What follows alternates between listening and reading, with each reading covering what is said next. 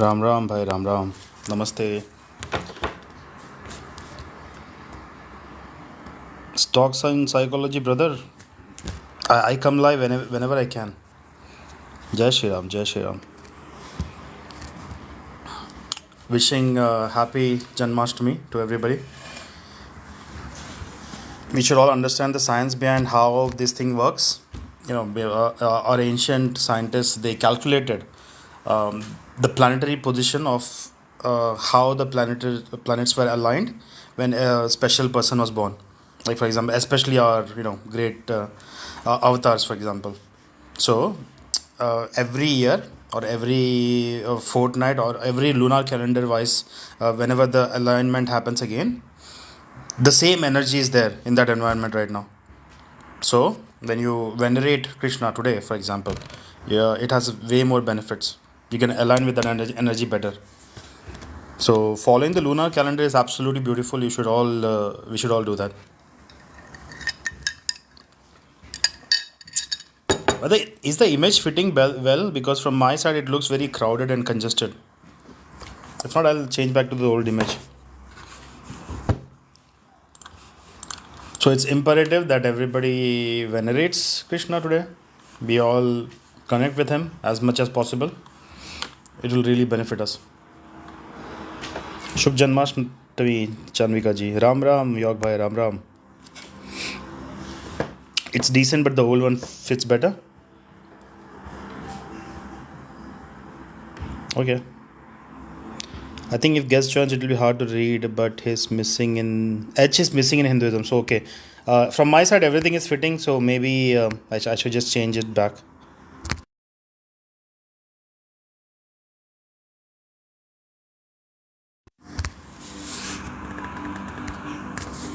Because I realize everything does not look the same in every phone for some reason.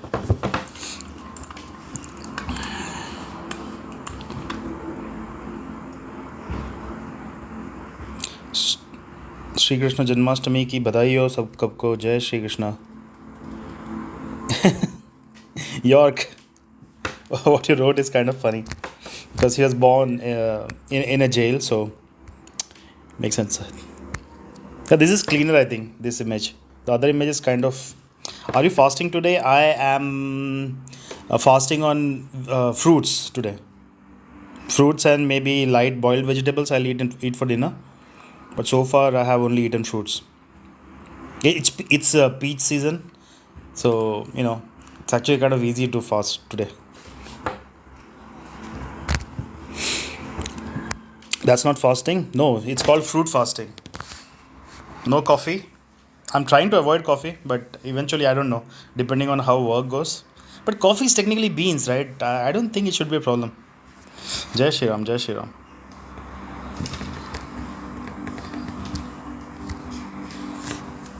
This pic looks much better on phone. Yeah, I know. This is a little cleaner. The other one is kind of crowded. There's a lot of things going on. It has borders and everything.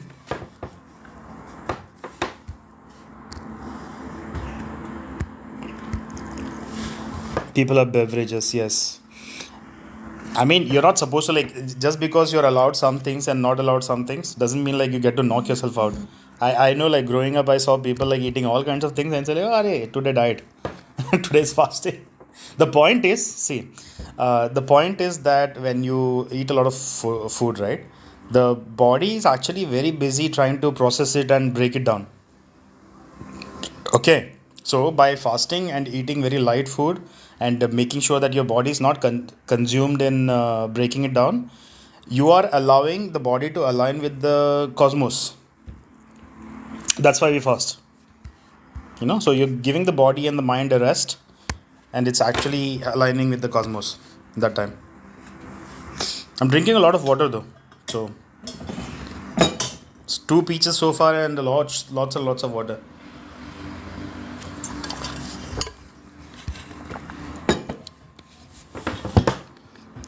Really enjoy reading Raja Yoga. Right? Thank you so much. I am glad that you have picked it up. Again, all the Hindus, I would recommend you to pick up Raja Yoga. And then once you're done with the Raja Yoga, Swami Vivekananda has a series of yoga books. I would recommend reading all of them. When I fast, I don't even have water. Again, there are different types of fasting. Everything is not the same time, same type. Uste, now you are spamming. I have to mute you. Sorry for that, but don't spam, please. Shubh Janmashtami, Yogi ji. I love my Indian friends. Okay. Jai Shri Krishna, thank you for recommending. The pleasure is all mine. Why do people fast today? Today, the planets are aligned in such a way that the energy actually brought about the birth of Sri Krishna himself 5000 years ago. So, by fasting, by meditating, and by chanting the names of Krishna, you can actually better connect with that energy today. That's why today fasting is really good. So, all the days, special days in Hinduism, it's recommended to eat different kinds of food, to do different kinds of fasting, because I know that everybody cannot go proper water fasting, right? You will eventually eat something because you are working and stuff. So, yeah, we have different recommendations of fasting for pretty much every day. I have a question. Sure, go ahead. Happy Janmashtami. Happy Janmashtami. Jesus is the truth. I mean, I thought he was a living person, but now it looks like it's just an ideology. If Jesus is the truth, then Jesus was the Son. We all know this. And who was the Father? It was Krishna.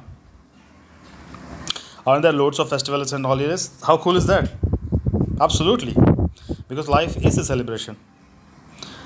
A lot of people saying I have a question, but they're not actually asking the question. I think this is another level of jihad that they do.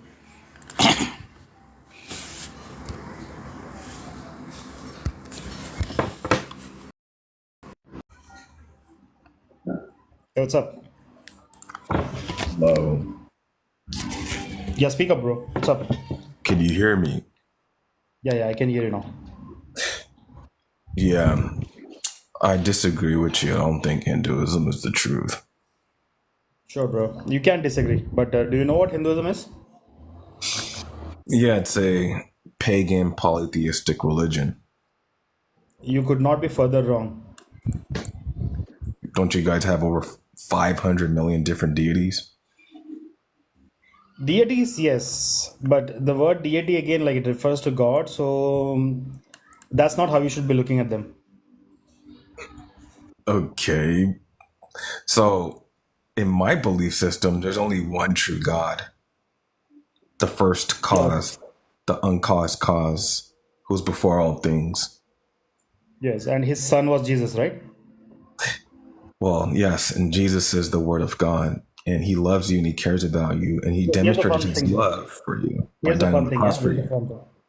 So Jesus referred to himself as the Son, and Krishna referred to himself as the Father. Wait, what? Yeah. Yeah, Krishna is a false deity according to the What do you Bible. mean? So Father of Jesus is false deity? How does that make sense?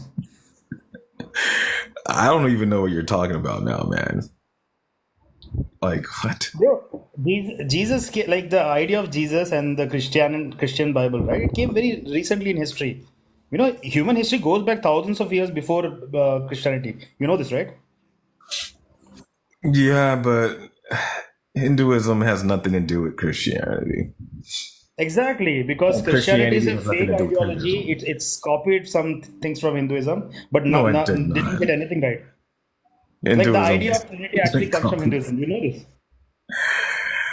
Listen, man, Jesus The is idea of real. Trinity was stolen from Hinduism. You guys completely messed it up. You don't even know. And you know How what? is It's that even actually possible? There was like no And contact Jesus between. actually came to India. He learned from Hindu gurus. That's why he had No, some powers and whatnot. And the funny thing is, that's resurrection ridiculous. is actually banned.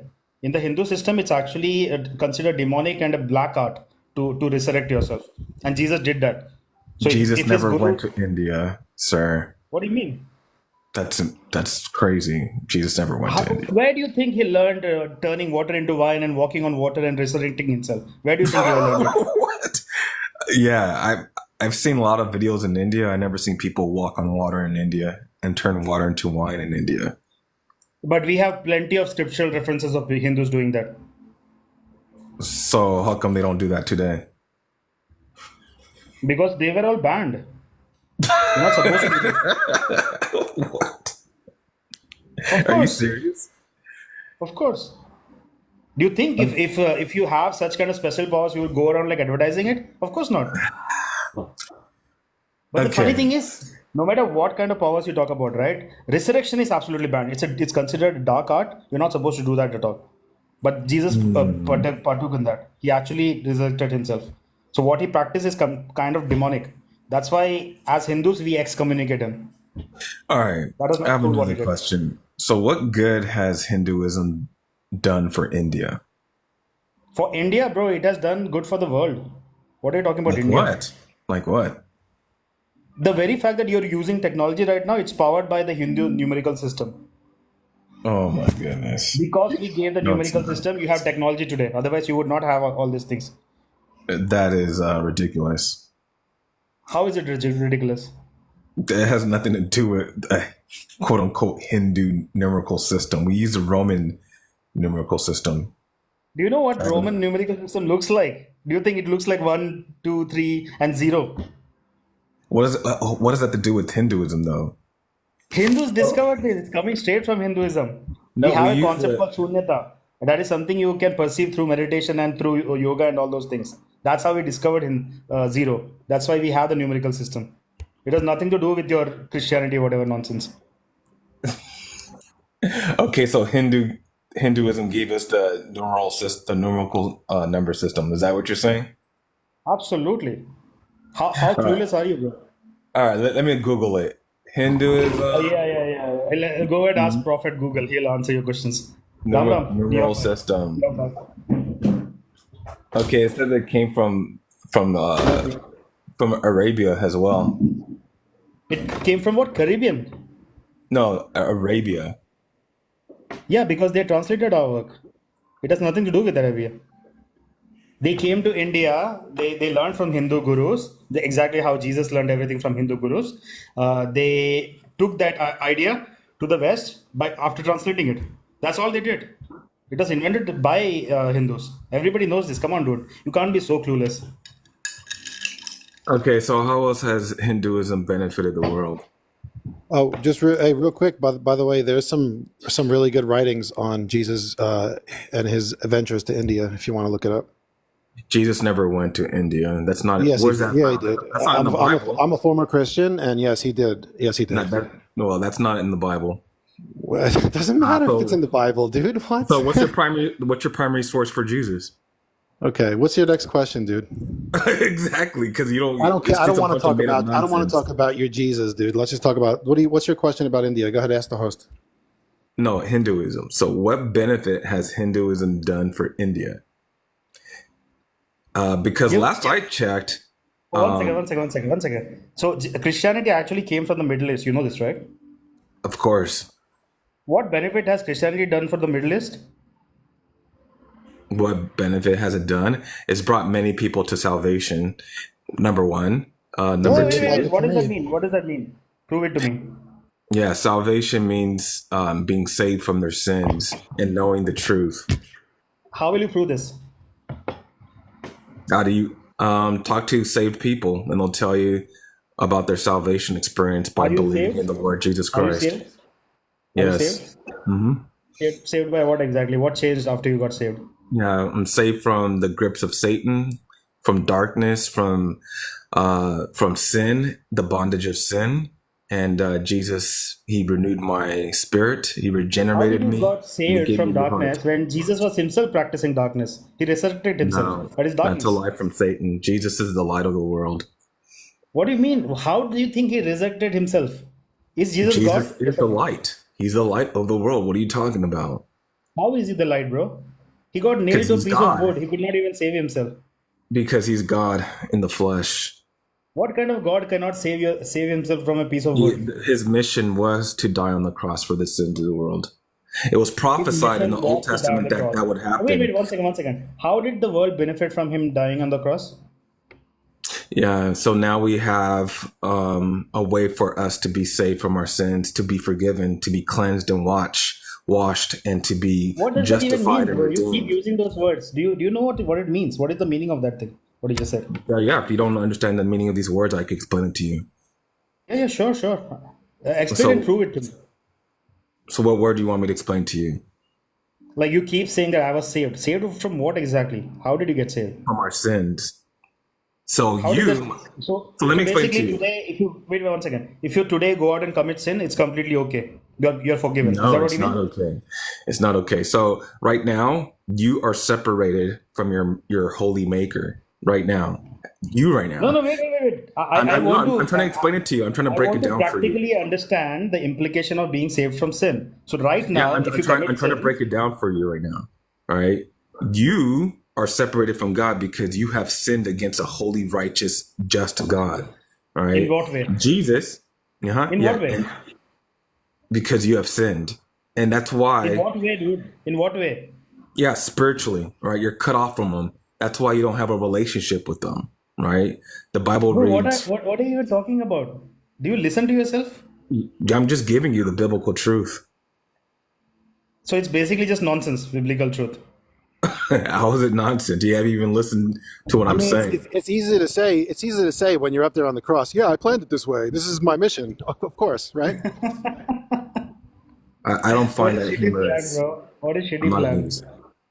So So, Jesus, 1 second. So Jesus going up on the cross and dying absolutely horribly, when he was literally crying for God and saying like, "Oh God, why have you forsaken me?" When you did all that, you're saying he wiped out sin, right? he has provided a way for our sins to be forgiven and for us to be justified and redeemed. So he could not have done it without going to the cross. That was the only way for us to be redeemed. How? Like if you commit sin, somebody else going on the cross, how does it redeem you? Yeah, so that was a sacrifice. So, you know what a sacrifice is? Sure. Okay. Yeah, I get it. I get it. So from that same logic, yeah, from that same logic, tomorrow if I go rob a bank, you can go to the jail for me, right? Um, that's sort of analogous. But it's the same logic. It's following the same logic. So you make a sacrifice, so it resolves me of my Yeah, sin. So you're basically following so you Jesus' know, footsteps, which makes you so a better like, Christian. so like in Hinduism, right? I've read news reports of Hindus Now, bro, you're sacrificing not ready human to talk about beings. Hinduism. Wait. They're You're not just ready to talk about Hinduism. Let's stick to Christianity. no. I'm You don't just have trying the to tell you right now Christianity. that they have sacrificed human beings to like Shiva and these other Hindu deities for their I'm deities, a right? Hindu from India, or living in India all my life. I've never seen this thing. Well, It's these white are news people's reports. nonsense. These are news Which news reports. report? Can you Wait, show me? are you Go telling pull me it that up they right never now. sacrificed humans to Kali Ma? What about Of Timothy course not. Why McVeigh? would What they he do did? that? Are you okay, What about bro? what Timothy McVeigh did? He's a Christian. What about what he did? Yeah. What do you mean? So he did a lot. What do you He mean? represented. He was a Christian. He represented Christianity. No, he doesn't like represent Christianity. Like, what are you Why talking about? not? Why not? He was a Christian, and look what he did. Yeah, he In did fact, that. the idea of He didn't do that sacrificing as a children, Christian though. He didn't one second. unalive The idea people of as a Christian. sacrificing children for your fake God, it actually comes from Christianity. It's your idea, bro. You don't care about all that nonsense. Yeah, but when someone else does it, you immediately go to their religion. You're like, oh, it must be because of their faith. But when a Christian does it, oh, it must be just because he's crazy. It has nothing to do with him being a Christian. How convenient. No, but yo, Uh, what I'm saying is, in Christianity, they can actually make a case for sacrifice because Abraham did that, right? He was no, almost about to. Abraham never went through with unaliving his son. Bro. Yeah, because his delusion broke off at the last second. Oh, a That's why. delusion. A delusion. Absolutely delusional, yes. So again, what good has Hinduism done for India? Because right now India is a really messed up country, right? Would you agree with that? Not even close. It's actually growing extremely fast. Just in 75 years of decolonization. 75 years ago, we were actually colonized. You know this, right? You know Yeah, this? so is Singapore, but 75 Singapore is years a ago, bro. thriving Like, which country. country are you from? Are you from the US? Yes. When was US colonized? When did you get your freedom? I mean, it's been colonized for over The 400 years. 60s. Oh, the 60s, if you're talking about black No. people. Proper freedom, proper freedom. Forget the black freedom. I'm talking about proper freedom from the colonizer. When do you get freedom? 1776? So, okay, 1776, right? It's So add independence. 70 years to that. So in Yeah, that was our independence, yeah. 1856, in 1856 was US of 1856 better than India of today? Listen, man, the child poverty rate in India is one No, of the dude, Dude, highest shut in up. the wait a Just world. second. answer my Hold on a question. second. How come I have a Hindu US of question. I have a deities? question. 1856. I have a The question. Can United I States ask you? of 1856 was it better than the India of today? Simple question. So you're gonna blame colonialism, but Singapore was colonized, and Singapore's a thriving country. But wait, Christianity came from the Middle East. How's the Middle East doing right now? Yeah, because it's overrun by Muslims. We're not going to have any argument here. So All the J4J, this is why your children are going to be Hindu. Everything you said so far, it's so subpar. Your children will be like, I don't really want to connect with my father. I'd rather go be a Hindu or something. I'm sorry, I'm not gonna. No, you can laugh at Like, it, bro. it's not good to When worship they idols, start, my friend. My brother, friend, we don't when they worship it's not start good going to to anything. yoga worship idols. classes, We don't worship when they anything, start dude. going Come to on. yoga classes, right? One second. When they start going to yoga classes, you will start remembering, okay, that dude I met on TikTok, he was kind of right. No, So yoga's not look good for forward you to that. either. What? Look Yoga, for yes, I know people who got demon possessed from practicing yoga. I'm not even joking. I'm not joking. I'm not joking. no, Come yeah, on, you're bro. Yoga one is second, not good for you spiritually. brother. Can you repeat it again? We were laughing. I think it did not get recorded. So repeat it again for us. Yeah, so yoga is dangerous spiritually. Yoga means to yoke. What are you yoking with when you practice yoga? You're No, yoking say with the these same Hindu thing what he said earlier. deities. Say the same thing again. What Yeah, demon? you're What? opening up doors. You're opening up potentially. You're opening up doors for demonization. Wait, can we talk? Can we talk more about the yoke? Because I really want to get. I want to know more about that. Can you tell me more about the yoke? Yeah, so yoga means to yoke in Sanskrit, and you're yoking with these Hindu deities when you do those poses and you do the pranayama, the breathing exercises that accompanies the yoga poses. All What right, it's does a yoke? spiritual What practice. It's does an yoke integral mean? part of Hinduism. But what does yoke mean? It means to become one, to bind. Right, right. So the word yoke is like satanic. Just the word yoke is satanic in itself. Yoking with Hindu deities, that's demonic. That's of So Satan's kingdom. Yeah, so in the Bible, when Jesus says, "My yoke is easy, my burden is light," what do you that's a think he meant by different. that? Yeah, he's talking about so like Yeah, cattle. dude, he There was would be yoke to meditating, other bro. cattle. He was meditating, bro. That's why No. it says the kingdom of heaven is within you. Wow. He literally says that in the Bible. The kingdom of heaven is within you. He's talking about meditation. That's why he says, "My yoke is easy, my burden is That's light." not no My no yoga is Jesus. easy, my burden is light. That's exactly Jesus what he said. Jesus wasn't talking about meditation. It's Oh funny, my like God. Jesus was a practicing Hindu, but these people are ashamed of Jesus. All of you are ashamed of Jesus. That is your No, real sin, you brother. guys don't know who Jesus is. He's the King of Kings. He's the Lord of Lords. He's the Alpha and the Omega, the first and the last, the beginning and the end, the bread of life, the light of the world. He is the Lamb of God. And he's Everything coming you back to said, judge the right? world in Everything you said righteousness. so far, Krishna said it 3,000 years ago. Everything you said so far. No, Krishna is a Krishna said false it 3,000 deity. years before Jesus. Everything you said so far. No, no, no, Jesus, no. Go do your listen. rapping again. I Go do like your rapping Jesus. again. I like Go Jesus. rap I just don't again. like. I just don't like Jesus's followers. Jesus was a great guy, but his followers are terrible. No, but the Wow. funny thing is, these people are not even following Jesus. I They did know not that's even the understand problem. what I Jesus do teaching. follow Jesus. That's the problem, exactly. Because Jesus had some No, really good they things to followed the say. Romans who wrote the Bible and completely messed up the Hindu teachings. They took Oh. ideas from Hinduism, completely corrupted it, and these people follow that instead of following Hinduism like Jesus did. So, And host. your laughter, bro, it's actually kind of sad that you'll keep laughing when you think you're smart. You're actually the stupidest person I met so far today. Actually, You I keep have a laughing. very high IQ, but thank you for your Yeah, you're insult. so high Said IQ no that you one with a literally high talk about IQ ever. demons. So high IQ, bro. So high IQ. Yeah, you were insulting me, Okay, but you haven't said I am done with you. anything. Fuck off, idiot. No, I've never met anyone with a high IQ that actually said I have a high IQ. But his children will be Hindu, so we can look forward to that. I'm curious to know the first 30 years of Christ's life, or what they call the lost years. Where were they documented in Christianity? In what gospel, which they don't include? They don't have it. They just call it the lost years, and some people make a case that he went traveling across the world, but that's all they know. They don't know further. But I'd also like to in ask, India, where we did have the a fruit of temple. wise men come from? The East. Where in the East? Where do you get frankincense, myrrh, and I forgot the last title. I agree, bro. I agree. I completely agree with what you said. Your questions are very valid, but Christian cannot answer these questions because it's kind of weird. And but here's the thing, though, yeah, resurrecting yourself is actually not really allowed in Hinduism. It's considered a dark art. So when Jesus did that, he actually went into very dark territory. Maybe that's why his followers are, pretty much satanic these days. Like, look at the history of the world, right? Last 2000 years, people who believe in Satan, they went about actually behaving satanically across time. Host, what did you say Yeah, about the dark arts? What did he practice exactly? resurrecting yourself, that's a dark art. It's Oh, a very, right. Yeah.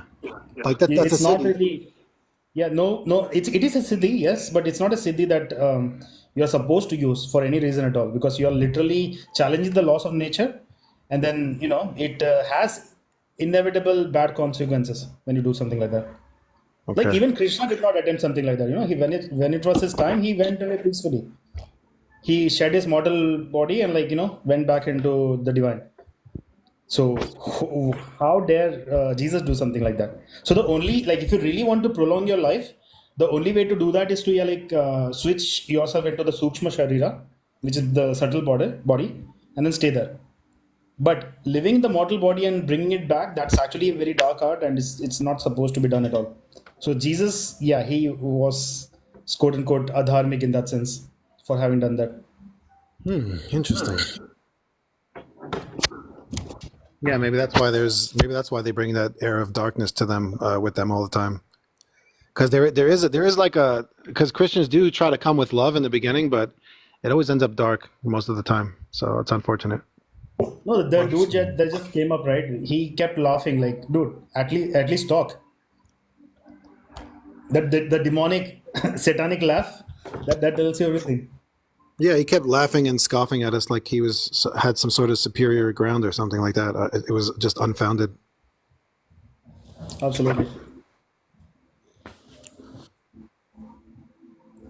Yeah, Nelly, go ahead, bro. Do you have any other questions? Questions? No. Statements? Probably. Yeah, please go ahead, make your statement. There are other people waiting, so I'll move on. I'll come back. All right, bro. Thank you for coming. Jai Shri Krishna. Jai Shri Krishna.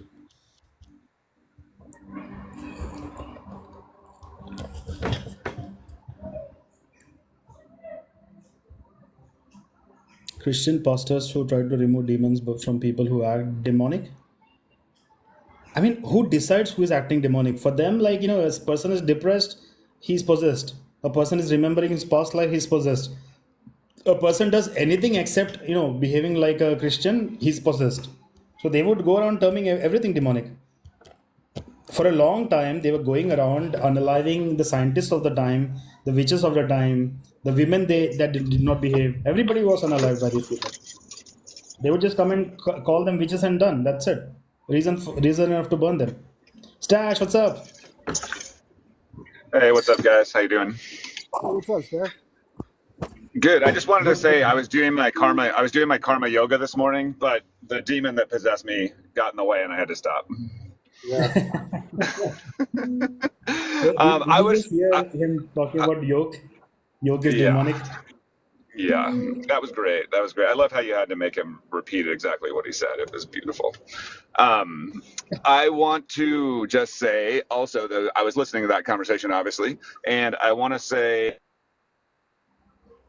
that when he brought up how is India doing? How is India doing comparatively to, say, whatever, Singapore or the U.S.? I think that there's a fallacy in there of that. What he's looking at is like something like economic success or very materialistic, measures of how is a society doing, and he's um, completely ignoring mental health and happiness and all the things that actually matter. And I think if you look at that, how are the people doing who actually, follow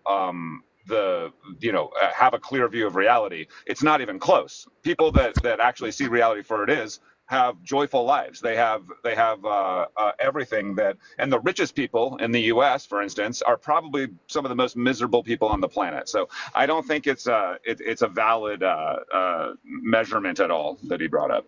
Yeah, I agree. The measurement should be happiness, and if that's the case, then India wins hands down. Not even close. Totally.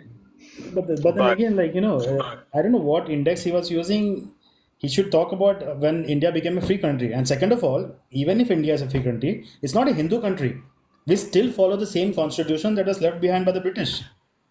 Sure. So India is not a measurement scale for Hinduism. Not at all.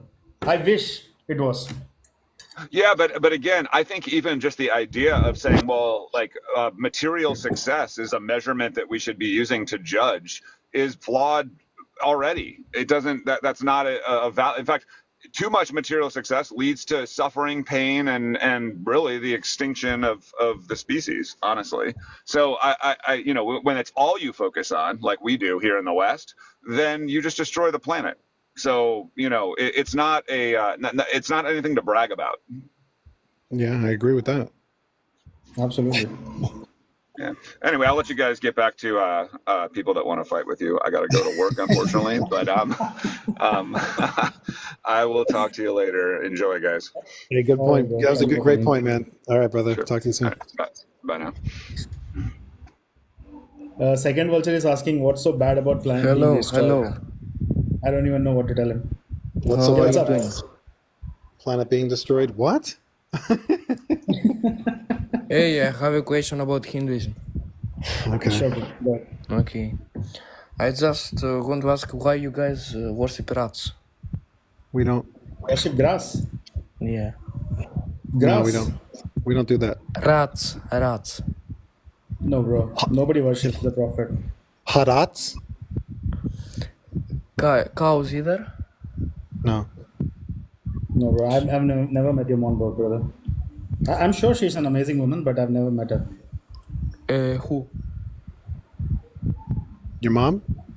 Oh, my mom, I fuck your Shiva god, I fuck your Shiva, I fuck Vishnu, I fuck Ganesha, bitch, I fuck every cow Garnish. that you worship, I fuck your gods. Bro, that's not how you become a chef, bro. You're not supposed to do that with garnish. Do you No, circle a box? I am Do you, cooking, do you circle a I'm box? cooking elephants, I'm cooking elephants, you know, this bastard You're cooking with elephants. elephant head. Okay. You're gonna boil Allah's creations alive like that? That's very nice of you. Brother, why are you putting Allah? I'm not even Muslim.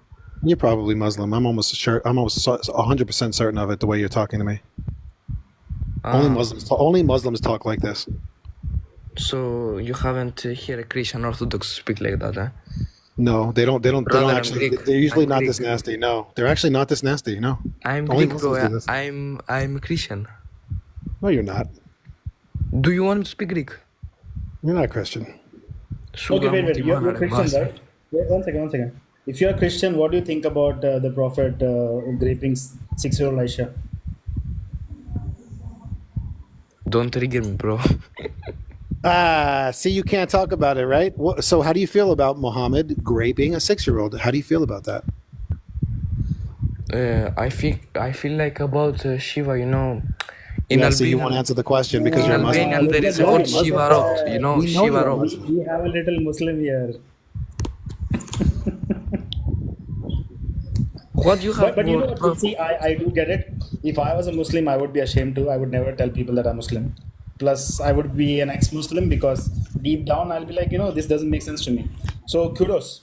You're being ashamed of being Muslim is actually a good step.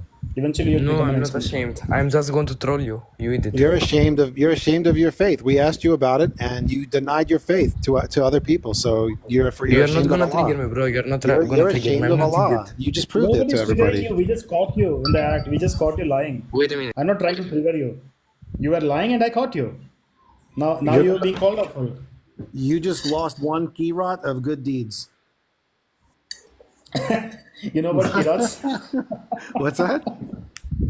Where did you learn about kirats? In the Quran, it was about dogs. It says if Wait, I there's a need dog, to, I it need says to fuck your it mother. says So I'm gonna be back in 2 minutes. I'm gonna do muta with your mothers. Wait. for every day that they have a dog in the house, they lose 2 kirots of good deeds. That's what it says in the Quran. Bro, I did muta with Amina and your prophet was born.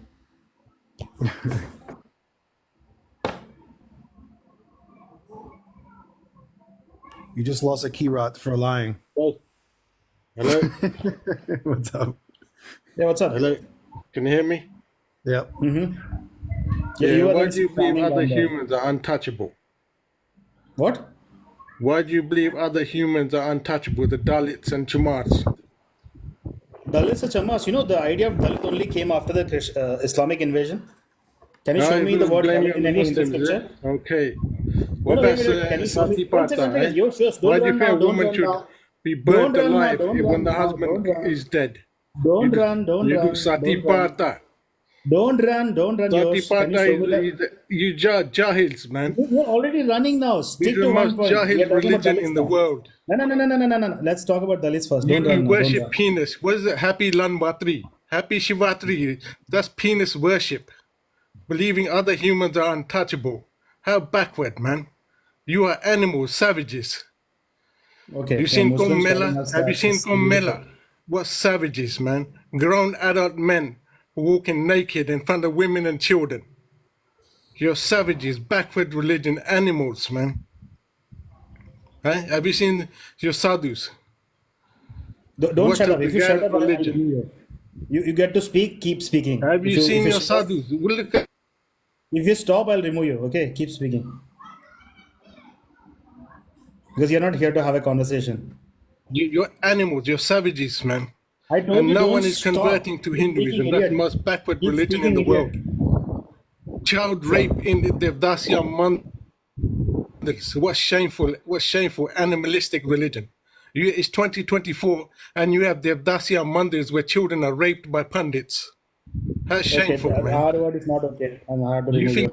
Like you get to speak. That doesn't mean like you decide to break the rules of TikTok. But you know, this hatred is actually taught to them in the madrasa. It's an Islamic thing. In the madrasa, they are taught these things. So when they come with pure hatred, the dude is not even asking questions. He's just here to tell us what he learned in the madrasa continuously without even stopping. So the hatred is coming from there.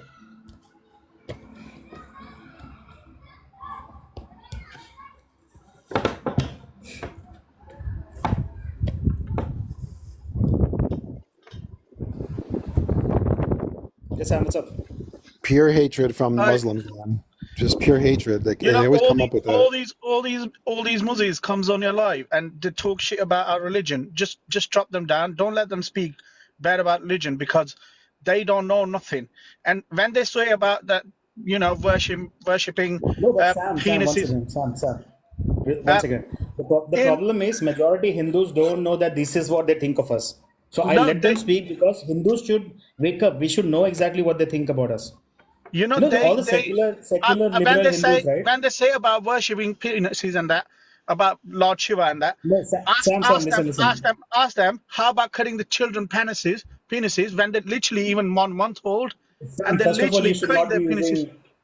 Well, listen, you should not be using those kind of words here. You should actually, try to mask your words when you talk on TikTok. I would have let him talk for the next 20 seconds. 20 minutes. But he decided to use the R word.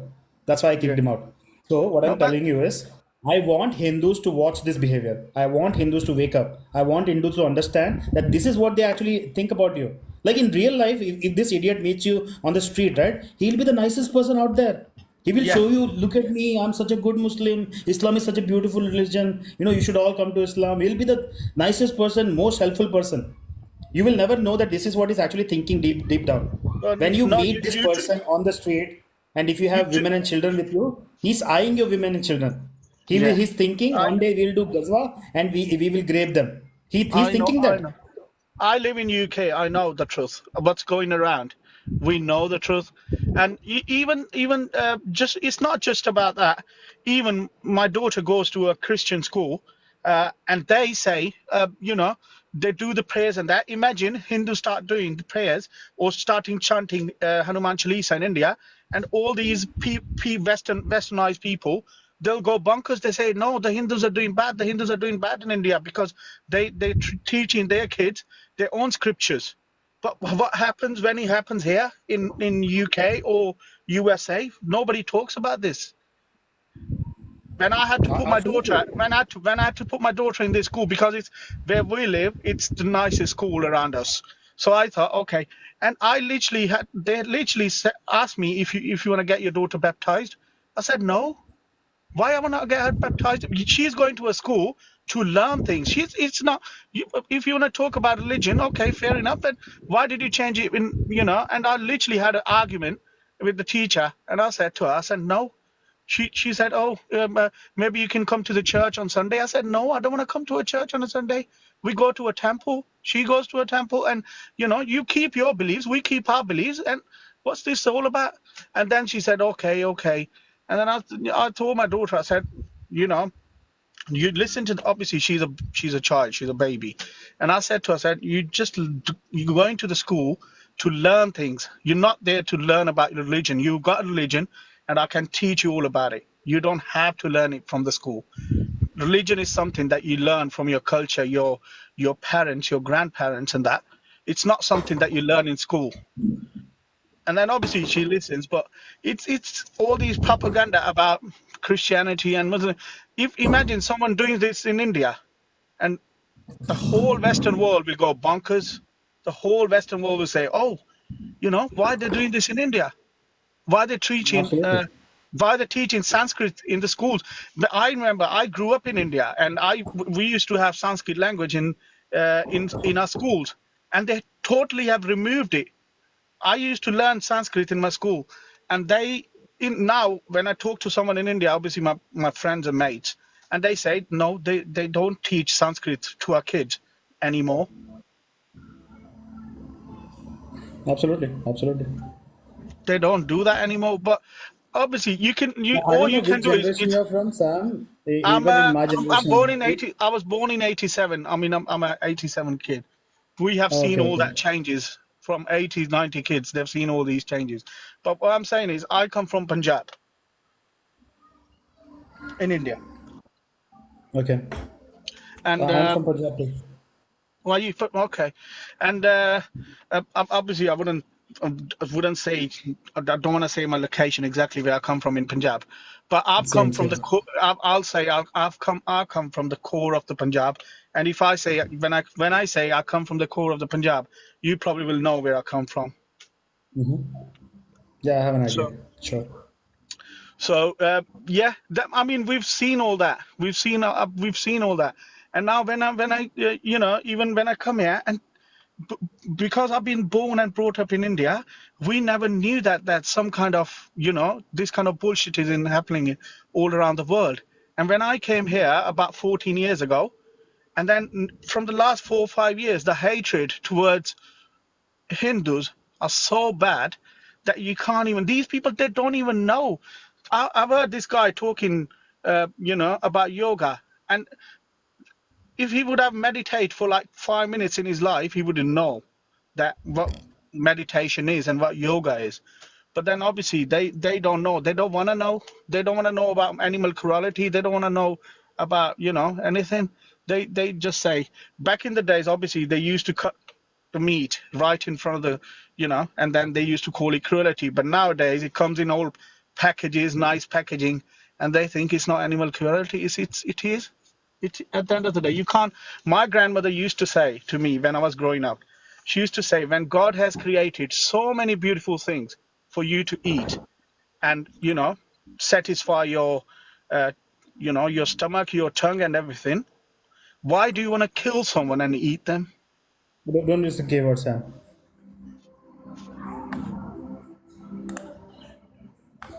Can you hear me? Sam, don't use the keyword, Yes, yeah? yes. Careful. Okay, okay, okay. All right, okay, I get, yeah, because of the live, isn't it?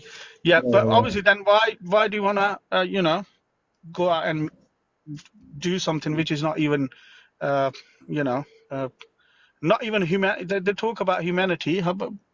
What about the rest of us? We think as humans that we've got we just own everything on this planet Earth. We don't.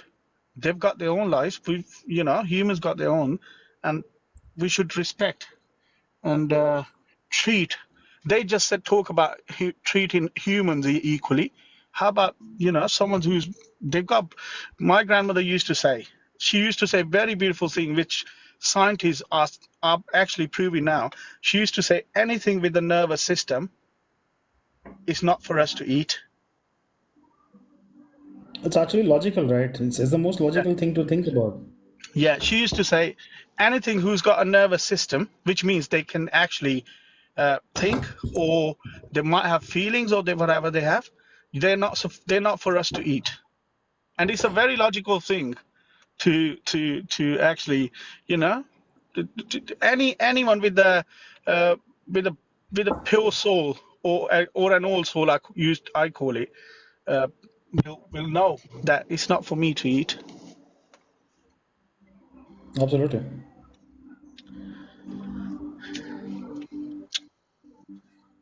you Anyways, it was have good to something talk to else, you. Sam? This is the first time I have ever come on anyone's live.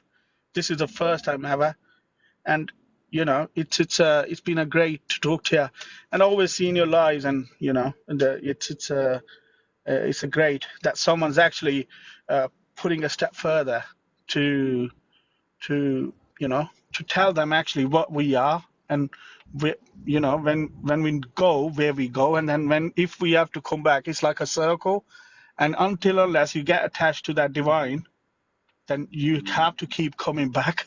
And then, as we all know, it's not all fun and pleasure here. It's life is hard, is actually hard. But then once you get connected to that thing, that's it. Then that's what I've been taught.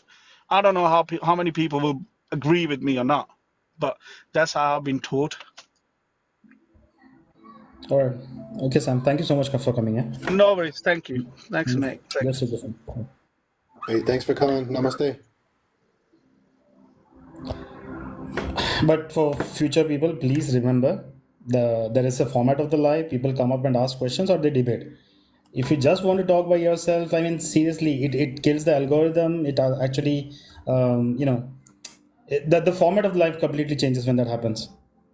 So please be mindful of that.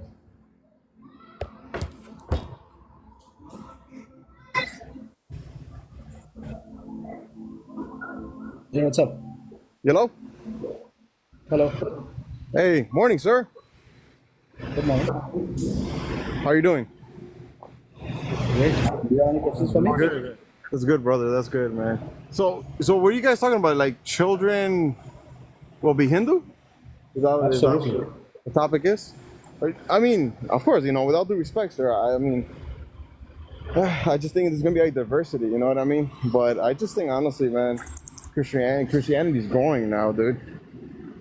And that's what I see. Is what? Muslims are becoming Christians. You understand what I'm saying? Everything's Yeah, going. all these fake religions, obviously fake religions, they're on its way out. No, but In fact, no. atheists, within the Christian and Islamic communities, atheism is growing very fast. No, I don't think so. I mean, it all depends on your sources, of course. You know, of course, whatever you're looking for. But No, I look at research. There is numbers out there if you really want to look at it. I mean, I don't know if you've seen lately. I don't know if there was like a news and stuff, articles and stuff saying that Muslims over there, from Islam, they're saying that a lot of them are turning Christian. I mean, look, the way also Christian, you can't really see it as a religion.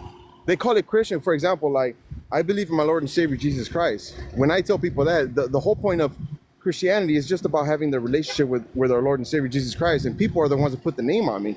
I don't put myself as a Christian. Forget religion. Don't worry about the religion part, because when you worry about religion, there's rules and there's stuff like that. Don't worry about that.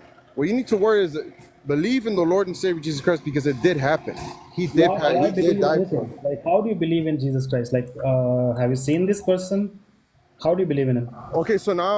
So basically what you're looking for is proof, right? According to your Absolutely. according to your There is statement. this is why your children are going to be Hindu, bro. So can I give you like a quick Hamad, example? bro. Hamad, if you just want to talk yourself, go do it somewhere else. If you're up here, have a dialogue, yeah? You keep talking over me. I let you have your piece. No. You still keep doing it. So Not can I cool. give you like an example, basically, like, because proof and evidence, because there's evidence, there's historical No, evidence. Armando, that if you Jesus don't Christ- even know how to have a conversation, I don't think you belong here. Thank you for coming. Yeah? What do you mean? We're talking. Yeah, don't talk over me. I actually gave him ample space to keep talking, right? And then when I talk, he still wants to talk over me. Not cool. They So have Christianity like obviously is not working for you. they have like a script. I'm telling you, like they have like a pre-made script that they're going by. They just like seems like they're just going like reading off of it. Yeah, it's like, let me use this chance to spread the word of Jesus Christ so that I get like extra rivers and of milk and honey up there. Jeez. Reserved seat in heaven, bro. Nothing can come as ridiculous as that. Reserved seat in heaven. So I guess like if you convert another person, you get like an apartment now. If you convert one more person, you get a land where you can build a house. I'm talking about heaven, by the way. Fictional Yeah. place. Like all of them, bro, they're so hungry for converts. Absolutely hungry. I know. And if in India, you have no idea, like, left, right, and center, because most of us are Hindus, right? For them, it's free hunting grounds. Everything is fair game. If you are sitting in the bus, if you have one of the Muslims or the Christians next to you, he will start a conversation about it. If you are sitting on the train, they will start a conversation. If you have a work colleague, they will again start a conversation. You know? Man, if I see This is free that game. crap, if I see that crap over there, I'm gonna be like, no, you're not doing that. Yeah, they will assume you are a Christian anyways because you're.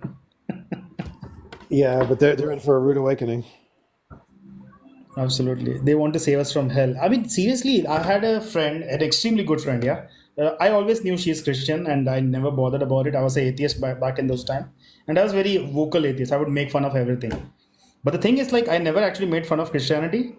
And she saw me making fun of Hinduism and Islam. So she thought, okay, this guy, we should bring him to Christianity. And every day she would talk about the love of our Lord and understanding the Holy Spirit and this and that. I got fucking tired, like 3 years I had to take that nonsense. But because she was a good friend, I could never like say it or like, dude, stop it already. Yeah, it really is annoying, especially when they approach you with that used car salesman voice, like, "Hey, have you ever heard of this guy named Jesus Christ?" Like, dude, just talk to me like a person. Don't approach me like a used car salesman. It makes me feel dirty. He wants to come back. Oh no. No, I'll give him a chance. SiriusXM.com. So, Harmando, bro, do you know how to actually have a conversation? When you speak, and then when I'm speaking, you listen. The conspiracies exist involving lost ancient civilizations. Well, by the end of this video, you'll likely think. Hello? Okay, he's watching a YouTube video. You're listening to conspiracy theory videos? That's Yeah, typical. he's watching what conspiracy theory. Why, bro? See, but did you notice a common theme? Conspiracy theory.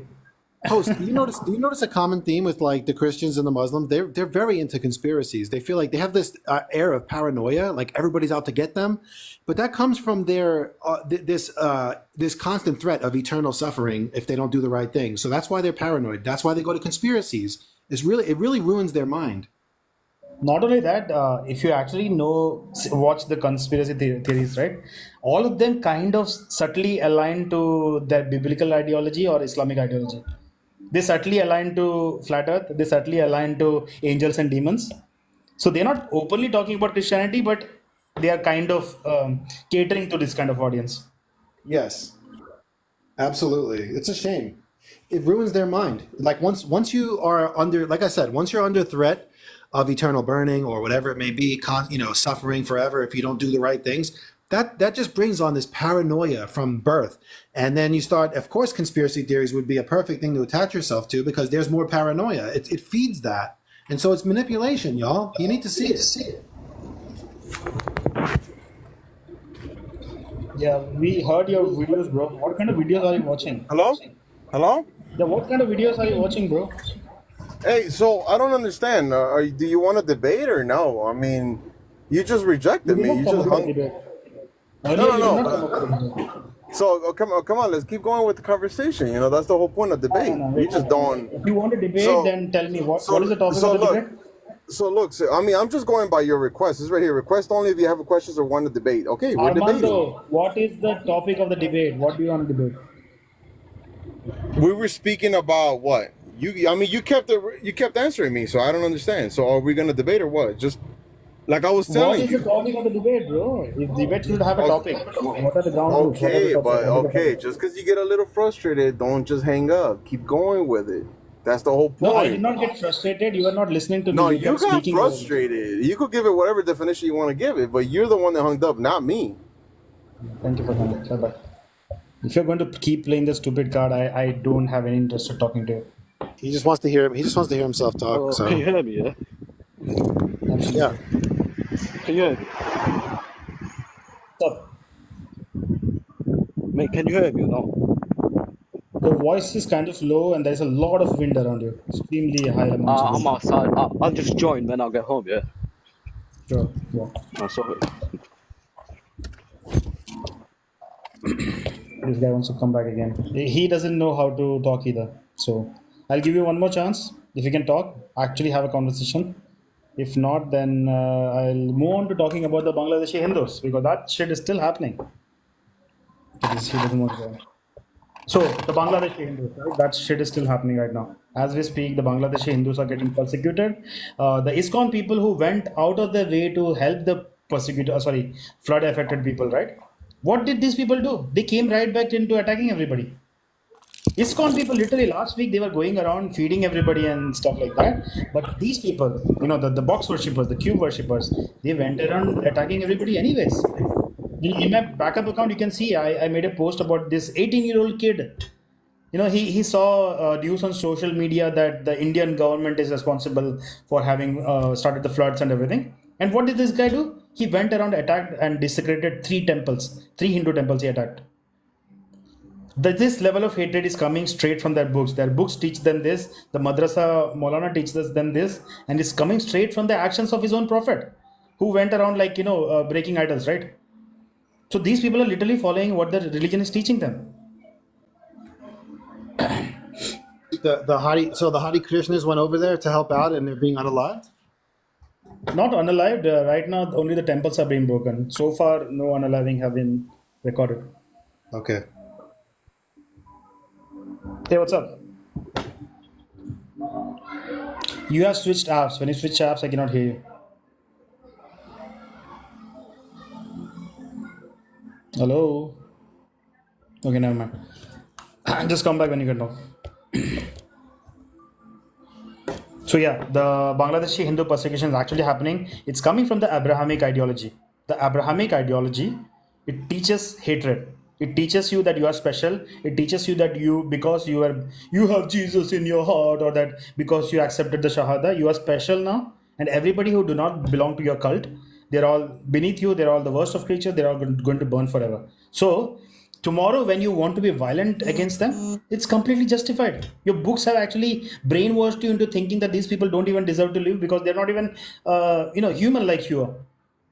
This is why the last 2000 years of Christian history and the last 1400 years of Islamic history is absolutely horrific, absolutely barbaric, absolutely inhumane across the world. No matter where these cultures went, barbaric cultures, no matter where these barbaric cultures went, they completely wiped out the local cultures. The local cultures, the local way of living, the local way of doing sciences, everything was wiped out by these people, these barbaric people. And it's coming straight from their doctrine. It's coming straight from their books. The irony here is that they call their books holy for some reason. Nothing about these books are holy. The books are purely teaching hatred, and this is why even today they cannot live peacefully anywhere in the world. Like the brother who came up earlier, Sam, right, the UK guy. He talked about how in UK his daughter goes to a school, and in the school there is a prayer every morning, and that's completely okay. And he was drawing a contrast. If in India we start having, like, say, Saraswati Puja every morning, do you know what the word would say? The world would scream G-side. They would be like, look at the atrocities against the non-Muslims. This Hindu country is doing this to us. It's absolute hypocrisy. They are given holy rights to actually persecute. This is why they would never take you seriously.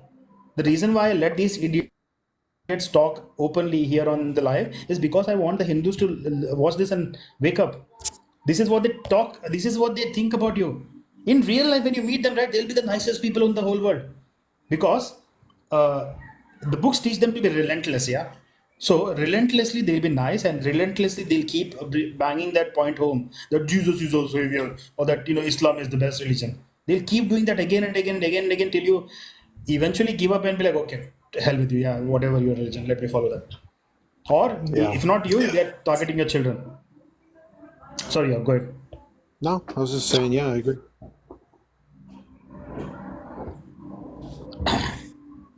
Hello. Bring Hermano back, debate him. You come up and debate if you want.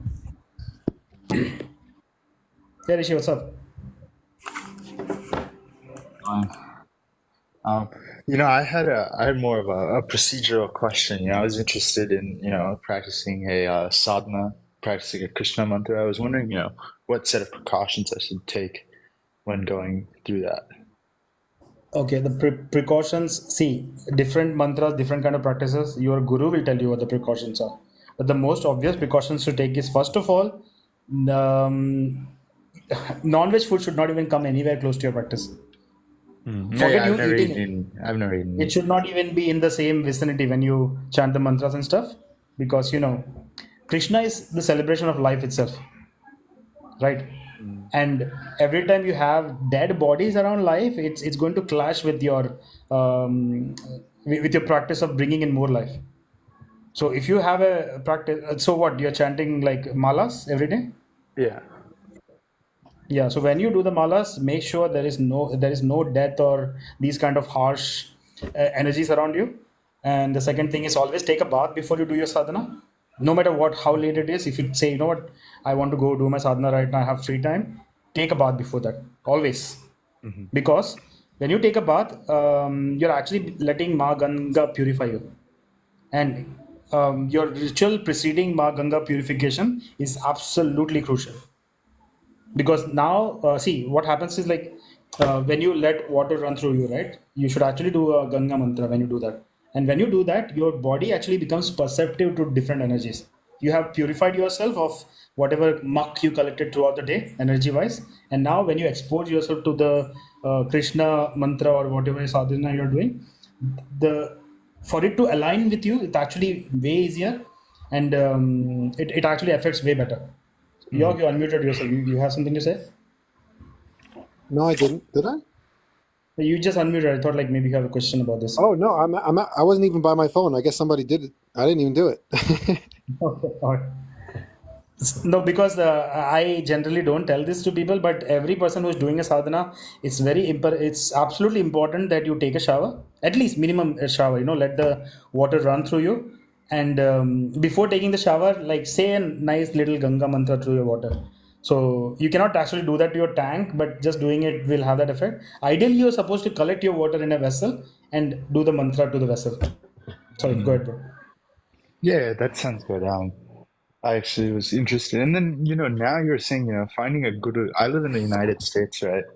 I was born and brought up here. So, do you have any resources to, find someone to seek No, guidance with?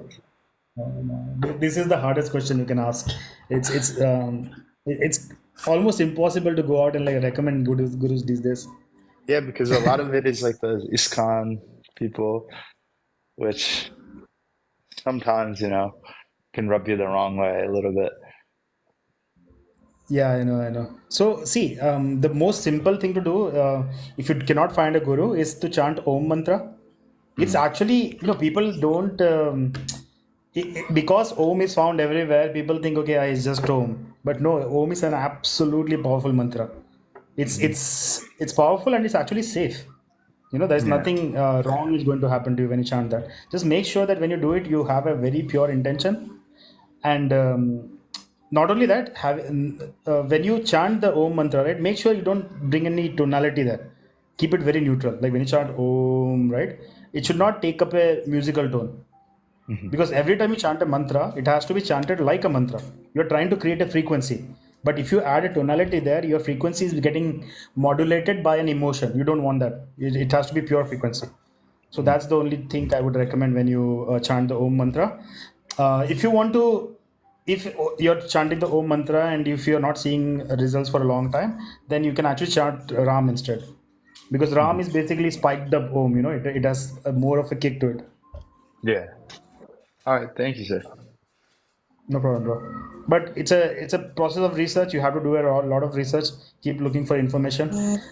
If you cannot find a guru, like I said, Om Mantra is a good sadhana every day, Hmm. 108 times. Thank you. Or if you're more dedicated, you can take it to 1008 times. Hmm. All right.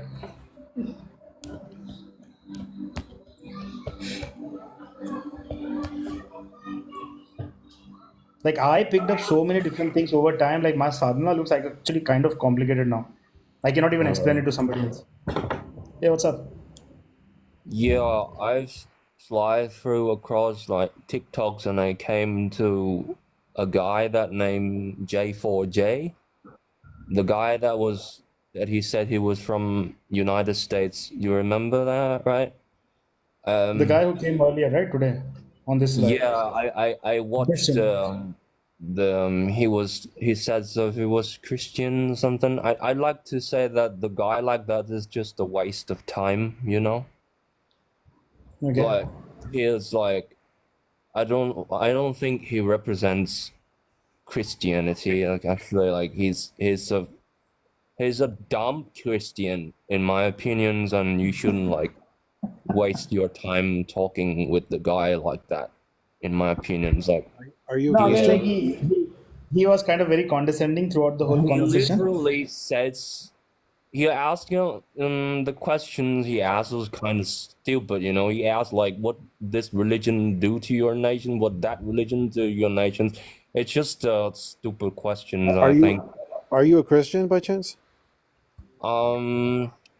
I think so. I don't really have. I'm coming from I have backgrounds, but I'm not really Christian anymore. Is that I'm more like I'm not spiritual and I'm not bound to any kinds of faith and belief right now, actually. But I like to say that if you face like a Christian like that, which I've experienced, I've encountered that kind of Christians before, and it's very toxic. You know what I'm saying?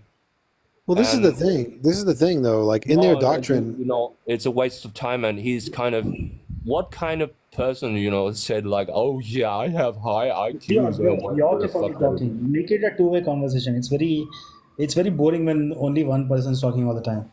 Because York was saying Yeah, something. Let it go. he literally yeah. said that he had high IQ. But what kind of human being I think says half the that? people Oh, here on TikTok, right, they have serious mental problems. Like I don't know seriously. what's going. I don't know what's going on anymore. yeah, it says I have high IQs.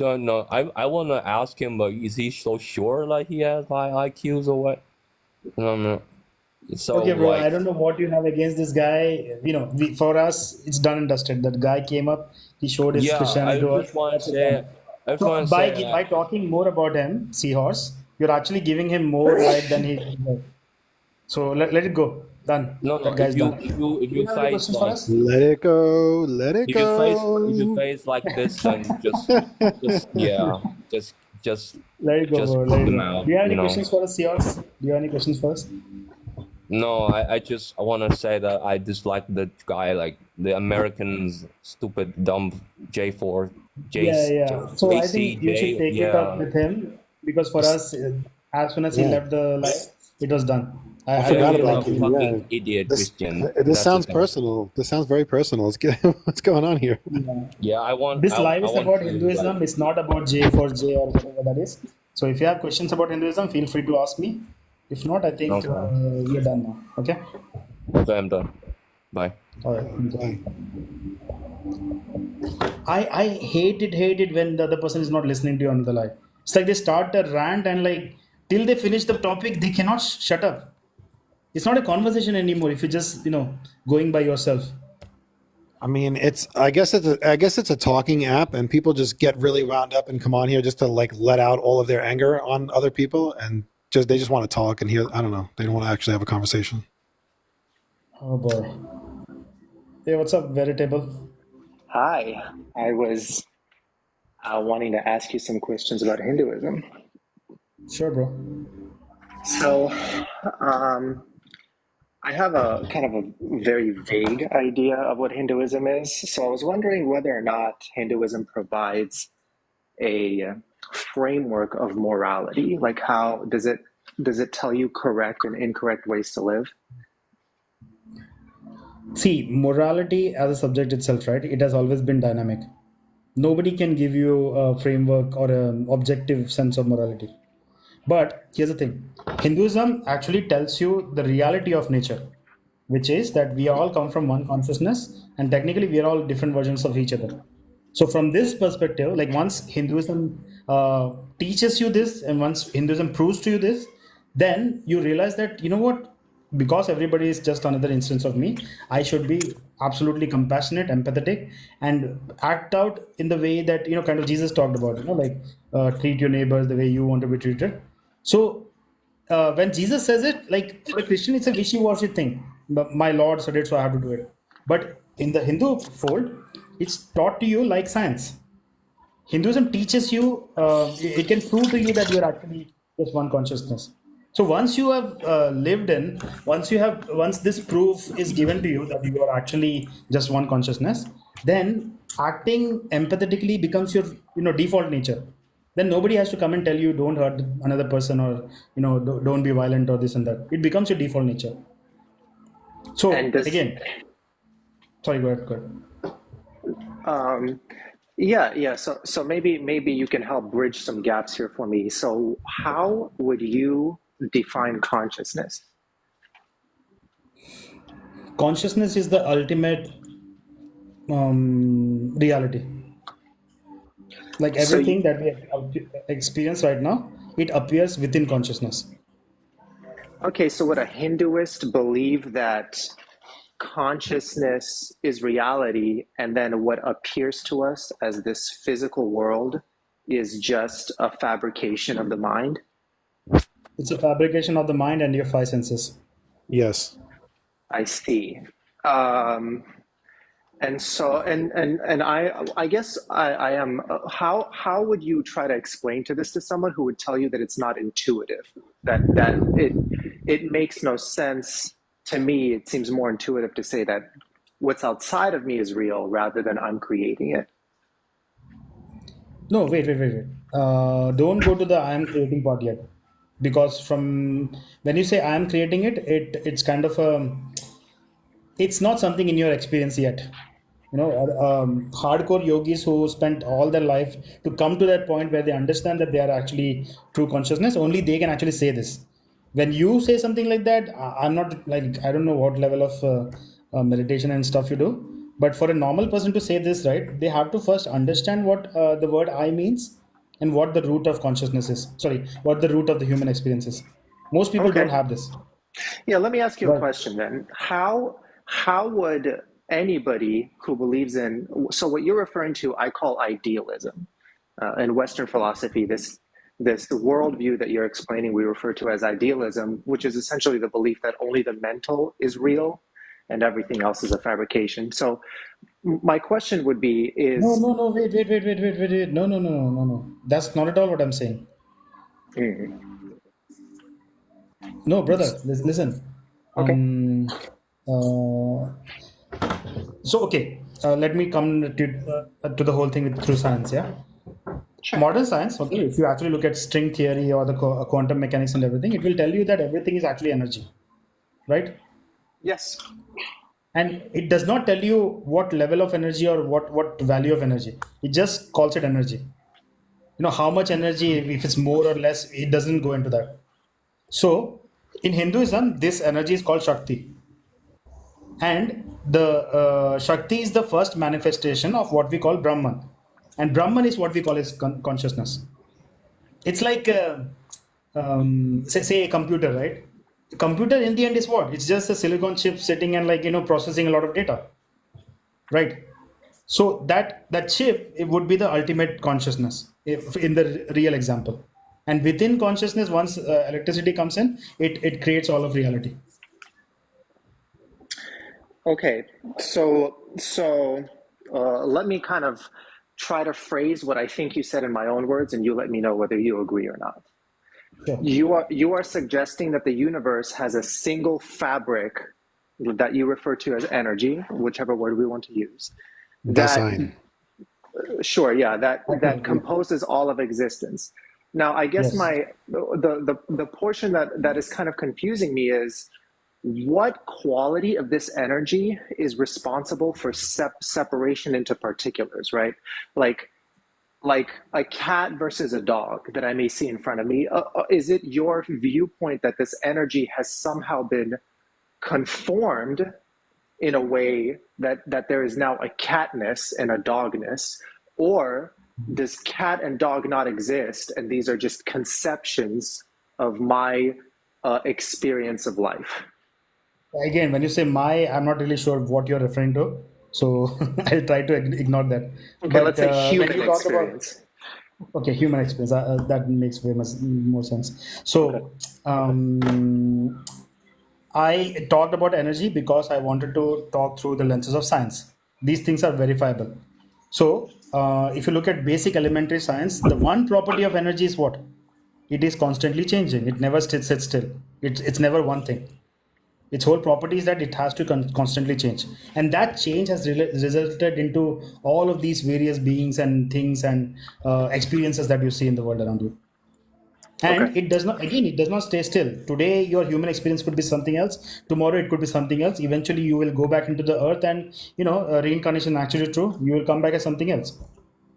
So Okay. from the energy perspective, the idea of a linear time does not even exist. The idea of linear time is experienced by the human system because we have limited perception of the whole thing. Okay. So the one energy is literally experiencing being everything across all time and space. Okay. Okay, so Yeah. let me ask you, why do I not have access to your experiences? What is it that makes me feel like an individual? Your five senses. That's what makes you feel like an individual. But once you go beyond the five senses, like all the enlightened masters, right? Uh, for a lack of better words, I don't know how familiar you are with the Hindu gurus. For a lack Mm-hmm. of better words, I would use, say, Jesus as an example, right? Mm-hmm. He was very loving. He was extremely empathetic. He did not care about himself. He was willing to go and die, apparently, and stuff like that. Mm-hmm. It's because he actually went beyond his five senses and perceived himself as Brahman, that is ultimate consciousness. An enlightened person, he perceives himself as Brahman, and then he realizes that everything is basically just extensions of my true self. So my only nature after knowing this would be, I would try to be as helpful as possible. I'll try to be as empathetic as possible. I'll try to bring value to everybody around me. So from that perspective, that person understands that everything is just a consciousness. But for us, you and me, like we are just here experiencing everything through the limited five senses, which gives us the sense of separation. And the sense of separation is what makes the experience of life, beautiful. If you don't have the sense of separation, right, that there is no experience. You're sitting in a corner, completely blissed out, which is again something Hindus do aspire to one day. But when you're not in that mode, you're actually just using the five senses to have this amazing experience, what we call life. Okay, and Right. Just like, real quick, just one more example. Just like when you have a dream at night, you apparently localize yourself in that dream behind the eyes of another body, and you create all different types of personalities to interact with, and you create an entire world, right? But it's all just you, right? You don't have access to the lion, like the lion that's chasing you in your dream. You don't have access to the lion's thoughts, do you? No, you don't. So it's a good analogy to understand the dream, and it's sort of because the dream reality and the waking reality are identical. The only thing that's different is how we describe it. okay, and as you become, let's say, more enlightened, does your like deeper connection to this consciousness, does it allow you now to understand more about what appears to be the physical world? Does it allow you to manipulate anything in it? Or what do you, because it seems like if it is an abstraction, then what is being gained by this meditation and separation from your senses? Actually, you know what? Hinduism does not tell you to go out and get enlightened. Enlightenment is for people who is looking for it. Some people, for them, the game, right, it becomes too much. Like every spiritual person, so to speak, they go through a life-changing experience where they have experienced one emotion to its maximum. Like they're too sad or too happy or too depressed or something like that, which makes them question everything. They're like, okay, what is even the point of all this? What am I doing here? What is my true nature? Only for them, they are looking for enlightenment. Most people are not looking for enlightenment. Most people are only looking for tools that will enhance their experience of life itself. So Hinduism approaches people depending on what kind of goals you have. So if your goal is to literally maximize your experience of life itself, then Hinduism has a set of tools for you. But if you are one of those rare people who genuinely wants to understand the true nature of reality and become enlightened, you have a different set of tools. But here's the thing, though. Your question was like, how is it different, right? Like, how does it affect you? So, say a game. You took an example of a game. The better you read the gamer's manual, the better you look at the videos of other people playing the game, the better you understand the game itself, the more access to things you will have in the game itself. It's simple as, like the more you know about something, the better you can function in that thing. And enlightenment gives you the ultimate knowledge. Now you don't just know what the game is like, you also know the code that is running the game. A proper gamer, he would not actually try to manipulate anything. He will use his knowledge to like play the game better. But there would be some weirdos who will be like, what? Let me use cheat codes. And those cheat codes are called siddhis in the yogic system. People going forever without eating and some other shit, like walking on water is one of the siddhis, for example. So those things are not actually freely given to people. You will not even see people mention these things, but those things they are available if you really are looking for it. So in a quest of trying to understand reality from a Hindu perspective, is this process requiring like some type of active use of reason, or is it like more like a revelation? Like are you trying to formulate conclusions based on concepts that you are already holding, or are you trying to absorb concepts that exist somewhere outside of you, I guess is my question. You asked such an amazing question, but the thing is, like, this question is actually answered very simply. Hinduism recognizes that people are different. They will have different ways of imbibing knowledge and acting out that knowledge. So, depending on who you are and what kind of physiology you have and what kind of mentality you have and how you absorb information, we have this entire range of different techniques and methods and paths within the Hindu system. So, if the question you asked is about knowledge, right? Gaining knowledge. It's an entire section of Hinduism called Jnana Yoga, which is literally the yoga of knowledge. Then there is people who are easy, they can do devotion very easily. Give them a deity and say, be dedicated to them. They can easily do that. For those people, we have this entire system called the Bhakti Yoga. It's literally the yoga of devotion. There are people who like acting out the truth. So for that, we have the Karma Yoga, which is the yoga of action. Then there are people who like doing rituals every day. For them, we have Kriya Yoga, which is the yoga of rituals. So within the Hindu fold, you have to figure out how you function, what kind of method applies to you, and then once you figure out, okay, this is how my brain functions, you can actually follow that to the logical end, and you will eventually come to the truth. And does it appear to you that the people who achieve higher levels of enlightenment are there skills translated into some type of pragmatic or practical thing? Like, do you observe them using this transcendent knowledge to demonstrate or do things in a reality that we can all co-observe that now like improve the lives or create or is Yes, absolutely. Absolutely. So can you give me an example? Look at any of the Hindu gurus, right? Like, for example, one of the famous gurus was Osho. Everybody could see that he is not a normal person. He would captivate people with his speech as if almost magic, right? But here's the thing, though. When you go into the spiritual path, it's your path. You should not even be worrying about what other people think and how to prove it to other people. Because the moment you worry about that, the moment you are more interested in like, I have this skill now, how do I prove it to other people? Then you have completely lost the plot.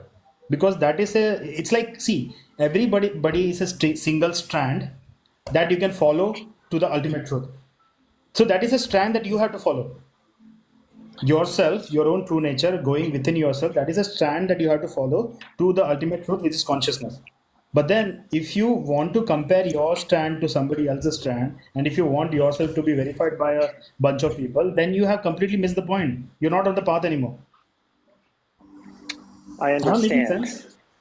No, you're making sense. I'm just trying to get it. I have a very, very different outlook on life. So I guess a very important question to me would be, if you could envision a world where everybody had the motivation to pursue enlightenment, would you agree with me to say that this would be categorically bad for humanity? It would stop innovation, it would stop medicine, it would stop progress if everyone Why? just, well, because No, everyone would not at just all be actually. so who would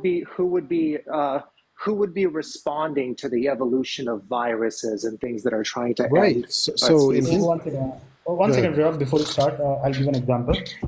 So, like, have you had a day where like you're in a very good mood, you have eaten good food, you're very satisfied, you're chilling, the weather is good. Have you had a day like that? Of course. Yeah. So imagine you are in a day like this, everything is perfect, but then you decide to switch on the TV and watch a horror movie. Like, why the hell would you do that to yourself? You know? So, this is how consciousness responds to what we call as reality. Consciousness by itself is absolute pure bliss. But then, experiences are experience for the sake of experience itself. Like, from a Hindu perspective, life is not suffering. We are not here for a test or anything. From the Hindu perspective, life is a privilege. We get to enjoy these things. So if you are somebody who is motivated to enlightenment, you are more connected to everything around you. So you will have like the scenario that you described, right? That is literally the Hindu civilization. In the Hindu civilization, if you look at the language that they use, everybody is talking about moksha, prarabdha, and stuff like that. Like when we wish each other, we are like, okay, hope you get moksha, stuff like that. So that is the ultimate goal in a Hindu civilization. But still, if you look at the Hindu culture, every day is a new festival, it's a new celebration. We find reasons for celebrating every day. Sorry, you're Um, good. Yeah, no, he was talking about like innovation and medicine and such. Like people don't do that. I guess the question is sort of under the impression like people only do that because they feel like they're separate and separate from things. But if you understand your true self in Hinduism, then life becomes a celebration. So if you see like a bunch of suffering going on and you realize it's not different from you, then you would address that suffering. And if you have the ability to, if you're a very good scientist and you're good at medicine, well, then you're obviously going to want to help those people. So that would be your motivation. Your motivation is other people, not finances. I understand, but my major issue with all of this is that if you do wish to engage in something like science, then you are implicitly negating the concept that the physical world is not real, right? Well, You are. it's real. It's just not how it appears to be. It's still very real. Suffering is very real, my friend. No, but I mean, like, okay, so let me give you an example and tell me how you would refute this example, right? So you are letting me know that the consciousness experience is interconnected and it is transcendent above physical reality. My stance is the complete opposite, where I argue that the consciousness is just an emergent property of something physical. The Can you same prove way, that? Can you yeah, prove that? I can absolutely Oh prove it. boy. Why? Okay, So no, you I never mind, never mind, I just never mind. realized, George, Sorry. that I wasted all this time. We should have Yeah, begun never here. mind. If you don't want to get into that host, that's fine. I did this yesterday for like 3 hours. You don't have to do it. It's fine. Well, that's okay. Yeah, If you yeah. don't want to hear it, I can't make you No, but hear a let me conflicting just make view. this statement first. Let me just make this statement first before you go on. For everyone listening, listen. What's just Everyone happened? Google the hard problem of consciousness. The hard problem of consciousness has existed for hundreds of years. No one has ever found What's happened? consciousness What's in a happened? brain anywhere. That's never happened. You can't open up a brain and say there is consciousness. The best they can do is say, oh, there's some neural correlates, and they do this correlation causation fallacy. Okay, it's analogous to saying that if I open up a car radio, I'm going to find the voices inside. Like this is not. It's just irrational. It's very, and no one has ever. One more point. No one has ever found consciousness in matter anywhere, or matter existing outside of consciousness. This is a fact of the matter. And that's why the hard problem of consciousness still exists and will always exist. Because the Westerners they believe, they have a belief, it's called physicalism of the gaps. They actually have a belief that matter exists outside of consciousness for which they have no evidence for. But that's the hard problem in a nutshell. Thank you. But what would you say if I gave you directionality, right? So, like, for example, if I told you that I have control over the temperature in my house, you would say, okay, show me. Now, if I take my thermostat and I turn it up and the temperature goes up, you could say that's a coincidence. But if I turn it down and the temperature goes down, now you see that I can move in both directions with a positive relationship between two variables.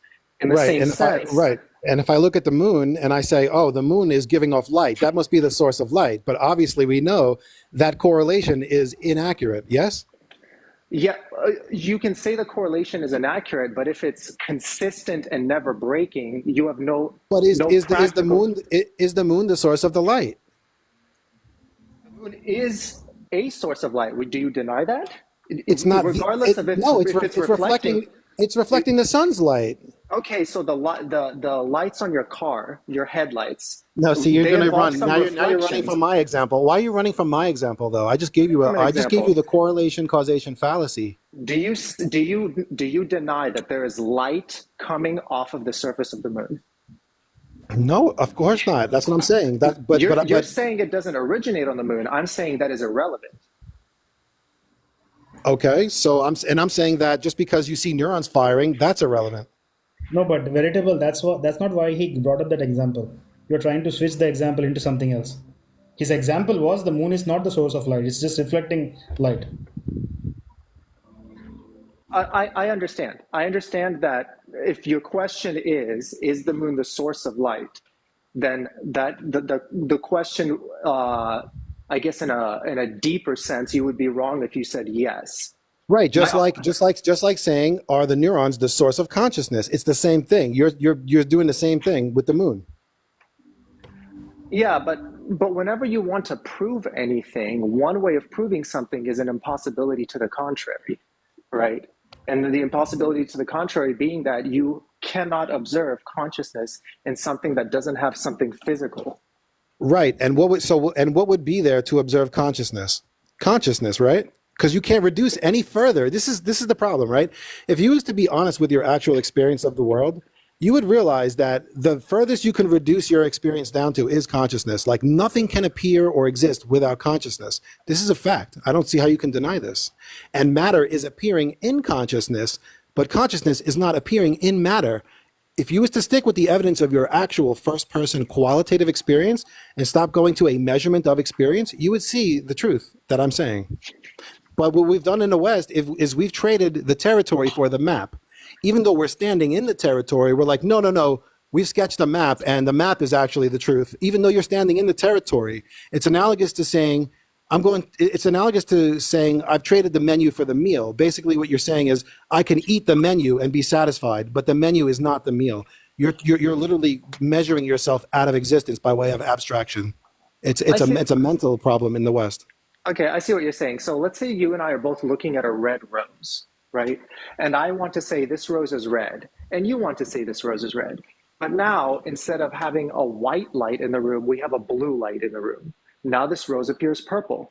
My question is what is more real? Some properties in the physical rose that give color, or your perception of the color?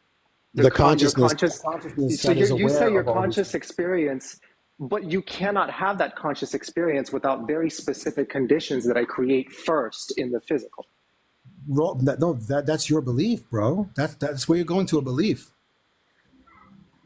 You've never experienced. No, Listen, I can not ask one you a very person. fundamental question. If you've What never have you experienced outside of consciousness? What have you experienced outside of consciousness? Yeah, exactly. I cannot experience anything outside of consciousness. Exactly. There you go. It's actually kind of simple. You don't have to make it so complicated. No one has ever experienced matter outside of consciousness. Not one single being ever. But we still hypothesize and we have a belief. This is physicalism of the gaps. We're like, yeah, I believe that matter existed prior to consciousness, but it contradicts my experience and I have no evidence for it. That's what you're saying. I guess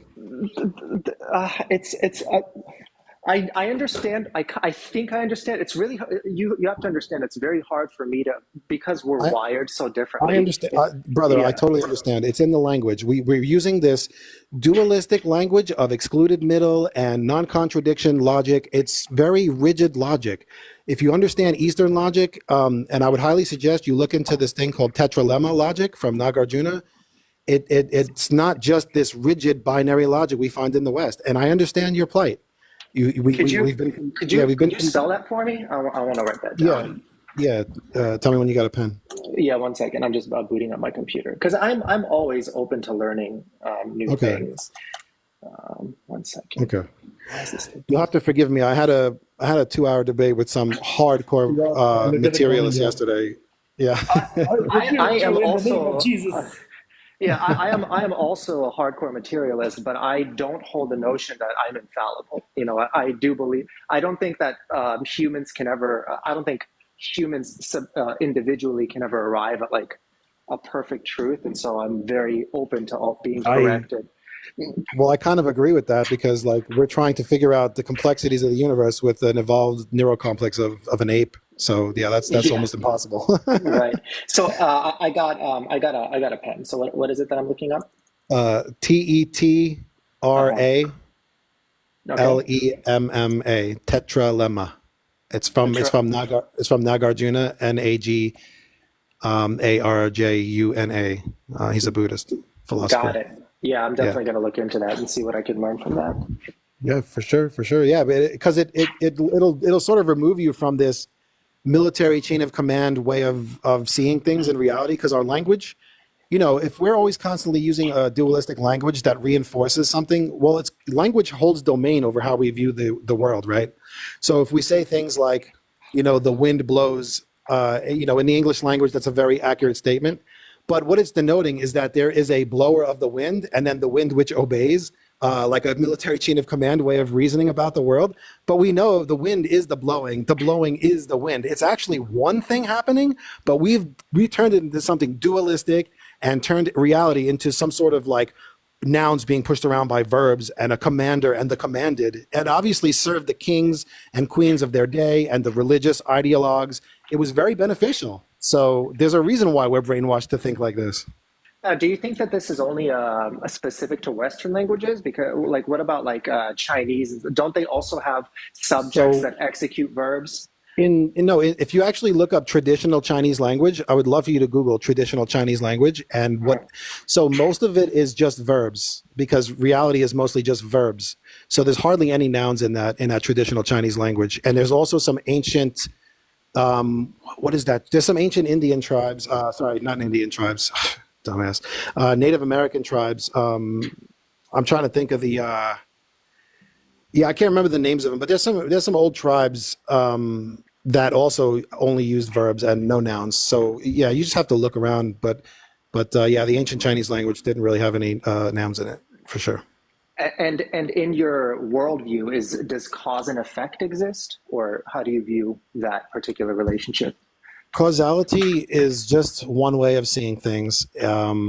It's very limited. It's useful for technology and medicine and such. It's very useful, but it's definitely not the ultimate truth of things. No.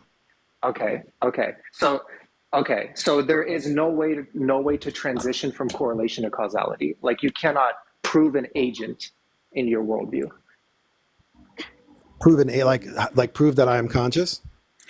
No, not necessarily that. You cannot prove that one thing is that, for example, one observation is completely contingent on an observation before it. There's no way it would have Right. existed. So Yeah. it sounds like you've studied Wittgenstein. Am I getting that correct? Is it? Oh, okay. No. I'm just using words that I understand. I haven't I'm not a very philosophical person. I'm a scientist, but Oh, okay. yeah. A biologist or? Yeah. Do you? I guess kind of. Do you know what pharmacology is? Yeah. So I create medicine against cancer. So my specialty is cancer. Oh, great. But yeah, I guess biology and Just, chemistry are like my just, foundations.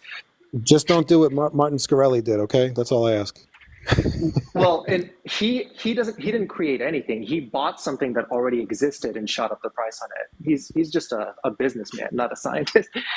He was terrible. Yeah, but no, he worked Yeah. for Pfizer for a while and found out like the patent, and then he like bought the patent for like a cancerous a cure for cancer, and then started charging $2,000 a pill so no one could afford it. That was just terrible, man. Yeah. He found something that had no competition. That was the problem. Yeah, yeah. Oh, hey, I got somebody at my door. Just give me a second, brother. I have Oh to go yeah, real quick. no problem, no problem. And anyway, hey Eternal, do you have other people requesting up? Do you want me to drop down, make room for more discussions? Yeah, please. Yeah, of course. We always have people requesting. And I Okay, would like yeah, to actually bring back the topic to Hinduism, please. yeah, of course, yeah, of course. Well, hope you guys have a nice day. Thank you for your time. I'll see you again after I read a little bit of this logic that York suggested. Oh yeah, I'm sorry. I got somebody trying to fix my door. Give me a second. Okay. All right. Thank you for coming, bro.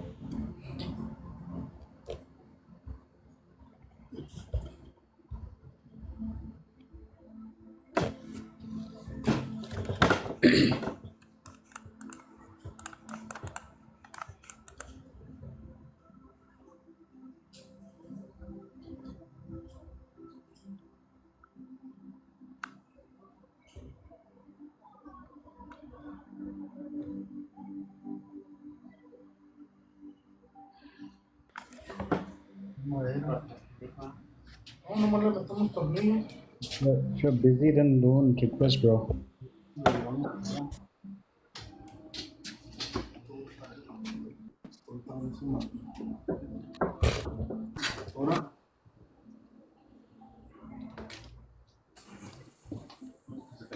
you doing?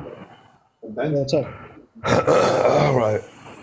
Oh, are you the one that said that you cure cancer or have cures for cancer or trying to invent? Bro, do you see the background? Do you have anything about that? Do you have a question? Yeah. When did Hinduism come about? When was it established? It Before was always Jesus here. Christ or after Jesus Christ came to earth? It was always here. It was thousands of years before Jesus Christ. Oh, it was before Jesus Christ. Okay, do you know what Absolutely. happened before Jesus Christ came to earth? Like the flood in Noah's days? That's when God Jesus was a destroyed practicing our Hindu. beliefs and religions. So that make Jesus was a practicing Hinduism Hindu. extinct. No, Jesus was a practicing Hindu. What? Jesus was a practicing Hindu. He was unalived by the Romans because Jesus was preaching Hinduism. And the Romans wrote the Bible so that you can you can be controlled by the Bible. Okay, well, like you said, we talking about this post right here, right now. You said Hinduism came before Jesus Christ. And Jesus was Okay, himself a practicing Hindu. Yes. okay. Now, how can Jesus Christ practice Hinduism when it came before Jesus Christ and was destroyed before Jesus Christ came to earth? What? Do you know the missing years of Jesus, Carl Mackenzie? We're talking about this post right now. I ain't talking about no missing years of Jesus. We So talking in the missing about years of how can Jesus Jesus went to Christ, India. you said Jesus practiced this Hinduism, yes. All right, bro. I don't think I can have a conversation with this guy. Thank you for coming, though.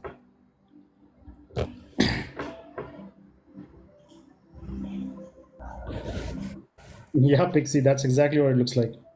Hey guys, how you doing? Doing great. What's up? Oh, nice to see you guys and see that Hinduism is the truth. Come to Hinduism. Absolutely. The only truth, by the And way. another Everything else is truth. another statement: your children will be Hindu. Alhamdulillah, Krishna. They will all be Hindu. What is that by a forced conversion? No. Like, if you have children who have a functioning brain and they ask questions, they will come to Hinduism. Ooh, so you've got to have a functioning brain to be a Hindu.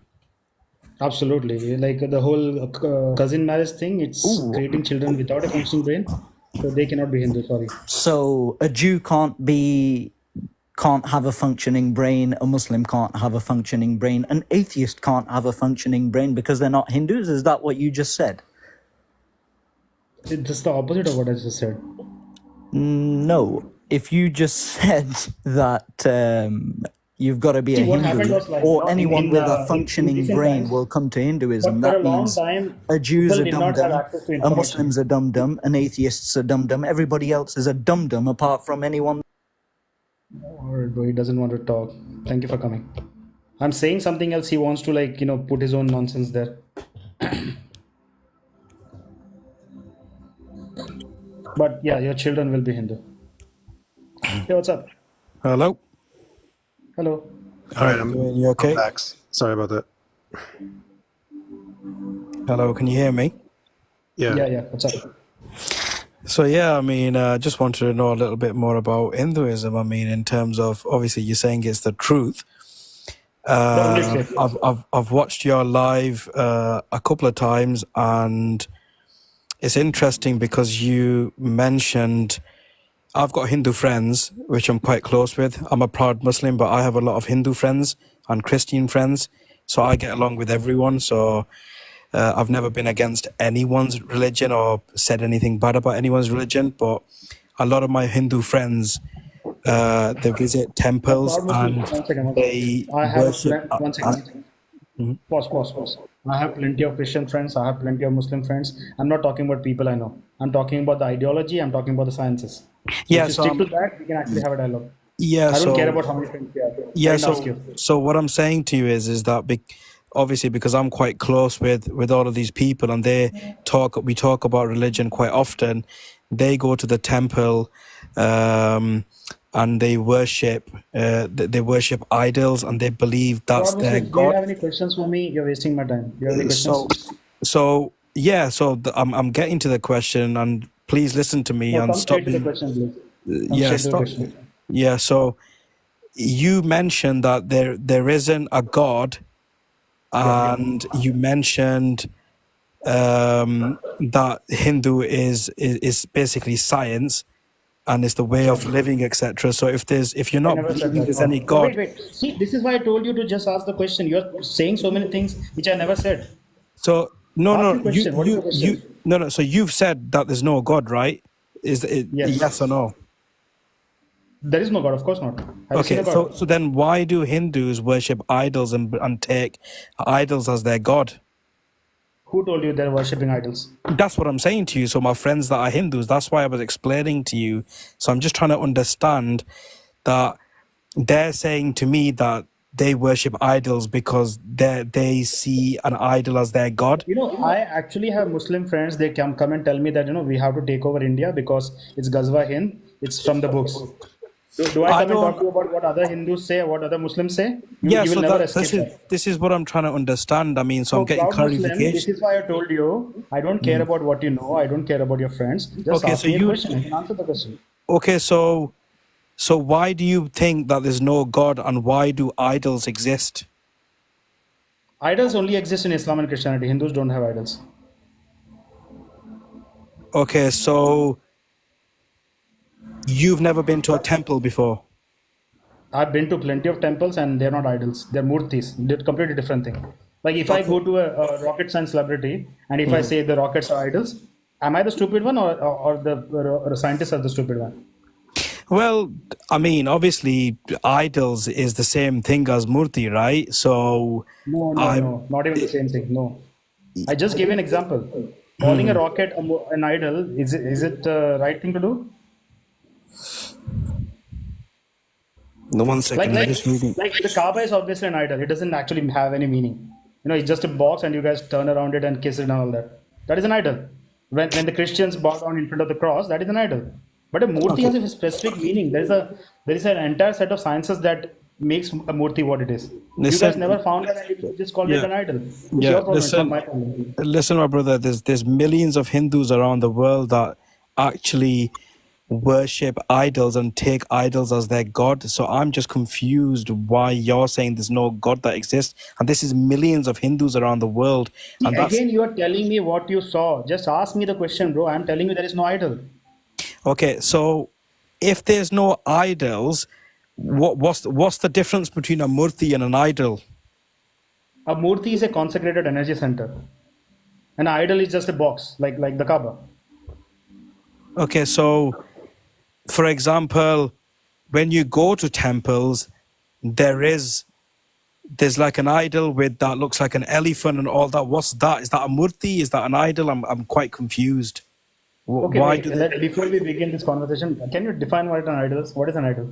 It's what's Because what you have in the I can go to temples. a scientist and say your rocket is an idol. I can say that, but a rocket has a specific purpose. I cannot call it an idol just because it looks like an idol. Okay, so I mean, you have stuff like my friends talk about. Can you stop talking about your friends? I don't care No, about no, your they friends. talk about Gali Ma and stuff like that. And what's Stop talking about your friends. I asked you the definition of an idol. What is an idol according to you? okay? So a statue, something that you've made, man-made. So Like you're the Kaaba. basic. Yes. Can you hear me? Yeah, like the Kaaba. That is a statue, man-made. You guys go around it. It doesn't actually mean anything. And everybody, all the Muslims from across the world, 5 times Yeah, a day you're but bending down. yeah, That's an but idol. Yes. that's different though. That's just a mosque. Kaaba, what we do is we believe that's God's house. That's fine that you're going to a temple, but then So you you've got actually think your God lives in the box. That is an idol, bro. no, Your no. God doesn't actually live there. We You know believe this, God's right? everywhere anyway, but it's just a holy place that we go to, the Kaaba. So why So don't you, like, okay, so today when you do the namaz, can you look at some other direction and pray? no, I mean obviously we have to point to the Kaaba, so that's what we Exactly, believe. because That's you're idol worshippers. yeah. Well, we're not idol worshipper. You're an idol worshipper. We don't even have the concept of idols. Only you have that concept of Okay, idols. well. Then you need to Why make. do you make? Well, my point is why do you make an exception for the box, but you don't make an exception for anything else? Why is the No, no, box not an no. idol? Yeah, but that's fine. I mean, look, that's absolutely fine, my You're friend. special Look, pleading. That's what special pleading is. You're no, no, making a no. special exception for your So, logic Obviously not so about fine. I your You keep box, saying understand. idol, but not idol, It's about idol, your anything idol. job. else. Not fine. It's your job to try and make me understand No, you're about not here to Hinduism. So understand when I'm anything. You keep saying, explaining my to friend, you, I saw idol here. You keep talking about your experience. You're not even asking yeah, but one decent, inquisitive yeah, question. that is a decent question because you have to understand that there's millions of Hindus around the world No, that wait, do wait, actually one believe second. in What is your God. question? Come back to your question again. What is your question? Okay, so you explain to me how did the humans come in this world then? If there's no God, who What? created us? Okay, yeah, thank you so much for coming. What He in the went from idol world? to suddenly creation. Like, dude, stick to one topic. He just wanted to get it. He just wanted to basically throw an insult and then ask another question. So yeah, you're a box boy. Stop worshiping the box. Hello. Yeah, what's Hello. up? Yeah. Namaste, bro. Namaste, Namaste. brother. Namaste. Yeah. Okay, so I got no question. I just wanted to tell what you guys doing is really great. So about Bangladesh Hindus, my prayers to them. Actually, you are the only one who's talking of them. Can you hear me? Yeah, I can hear you. I can hear you. Go ahead. Yeah. Okay, so thanks for that. So I got no Twitter account. So you're the only source of news is you. Okay.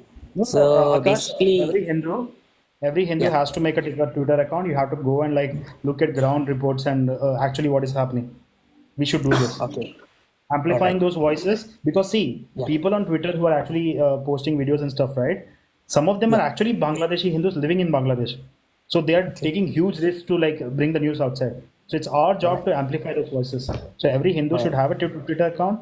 Go there, amplify those voices, and if you can find videos that you can post on TikTok, please do this. Because on TikTok there's no news of these things. I want Hindus to do that.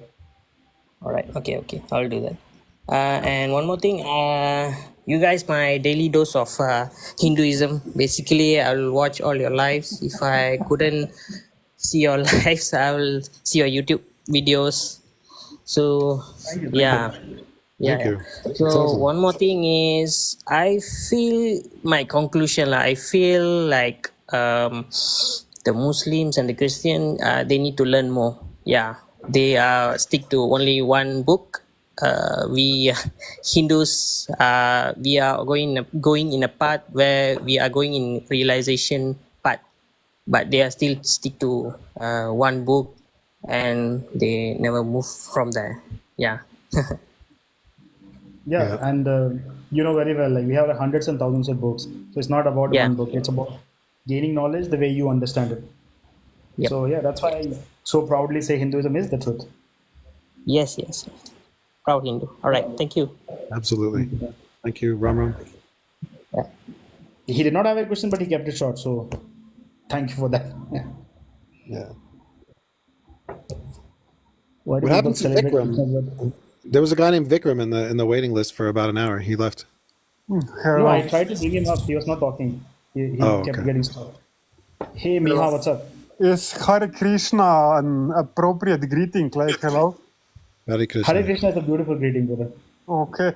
So my question is, like here, it's a Christian atheist country, but a lot of people that go to prison, they come out Muslims. But the only people I know that were Hindus, I never met anybody from India, but they were kind of reformed junkies that became Hindus. Do you know? I guess it can be a sociological, so nothing to do with Hinduism. But how would you? Why do you think this is? What exactly? Like, why are people turning to Hinduism or Muslim? Why do all the Hindus I met?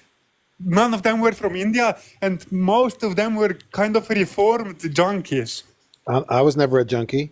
Yeah, I'm not saying I know it's very intelligent, but maybe it's just here. Maybe it's just, I don't know, an enclave. It's not really about Hinduism. Just all the Hindus I met here were reformed junkies. I know it's got nothing to do with drugs, Hinduism, but how would you explain this, my experience of these See, people? Hindu rituals, right? It becomes a very good focal point. So if you are doing the Hindu rituals, if you are doing the meditations, it can actually help solve your addictions and patterns that you have formed. So it's actually a very great tool, if you want to come out of being a junkie or somebody who had taken up bad patterns. So, like for example, in the US, right, the people who practice Vipassana, they had conducted campaigns where they would go to the prisons and teach people Vipassana. It was a very successful venture. So many people came out of their bad habits that they formed. So many people. But then I don't know what happened. I guess people were running out of prisoners. As a policy, Americans stopped doing that. I have no idea why somebody would do that. I think America likes prisoners, right, yo? Oh, they love it. They make a lot of money off of them. Yeah, okay. Yeah. This was a great explanation. Okay, thank you. No problem, bro. You're welcome. Because the Vipassana thing, I remember, all the programs that were run, they were they had a 100% success rate. Can you imagine that? 100% success rate, bro. Wow, that's actually pretty cool, incredible. But the Christians do the same thing. By the way, they go to the poor communities and they try to save them with Jesus. And the only way they can eat breakfast, by the way, and I'll be very specific. In Los Angeles, on Skid Row, if you're homeless and you want to eat food, you have to be in the church by 8 a.m. And if you're not, you don't get to eat food that day, or you don't get to, at least you don't get to eat breakfast until later on. So you basically, if you don't hear Jesus, you don't get food. So it's actually very manipulative. That is the opposite of compassion. And Jesus would be pissed off if he saw that. Yeah, it's terrible. I had a family member that was there. They told me exactly what goes on over there. Yeah. Hey, Nico, what's up? Congratulations. It's good to be here. How are you? Good. How are you? I am well. Actually, it's funny. I don't know much about Hinduism, but you mentioned Vipassana, and I have actually sat Vipassana for. I went to the first one that was built in the U.S. by Goenkaji over in Massachusetts, I believe, or maybe it was Connecticut. I got to sit 2 weeks there, and that was a really great experience. So I didn't know that was actually connected to Hinduism. But I don't know much about Hinduism, and I figured it would be better to ask someone that's actually practiced it versus trying to figure it all out on my own. So if you could give me a synapse, I would really, really appreciate it. Okay. So the problem is most people, when they hear Hinduism, they think, okay, yeah, another religion. But Hinduism is not a religion. It is how the world did science before the idea of religion came and completely brainwashed us. So ancient science is basically Hinduism. So Vipassana is one of the tiny little part of ancient sciences.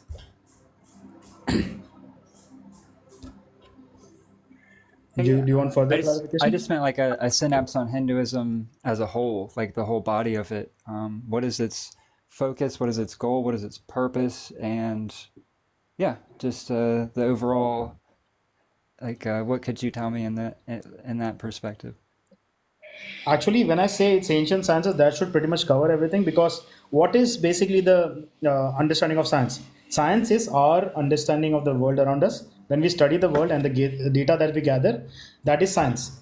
And by understanding the world around us, you create different technologies that helps enhance your experience of life. And this is literally what Hinduism is. Ancient researchers, they studied the world around them, they studied reality, they studied themselves, and through all these different lines of inquiry, they had a lot of data. They understood the world better. And using this data, they actually created different technologies that will help enhance your life. And one of the technologies is literally Vipassana.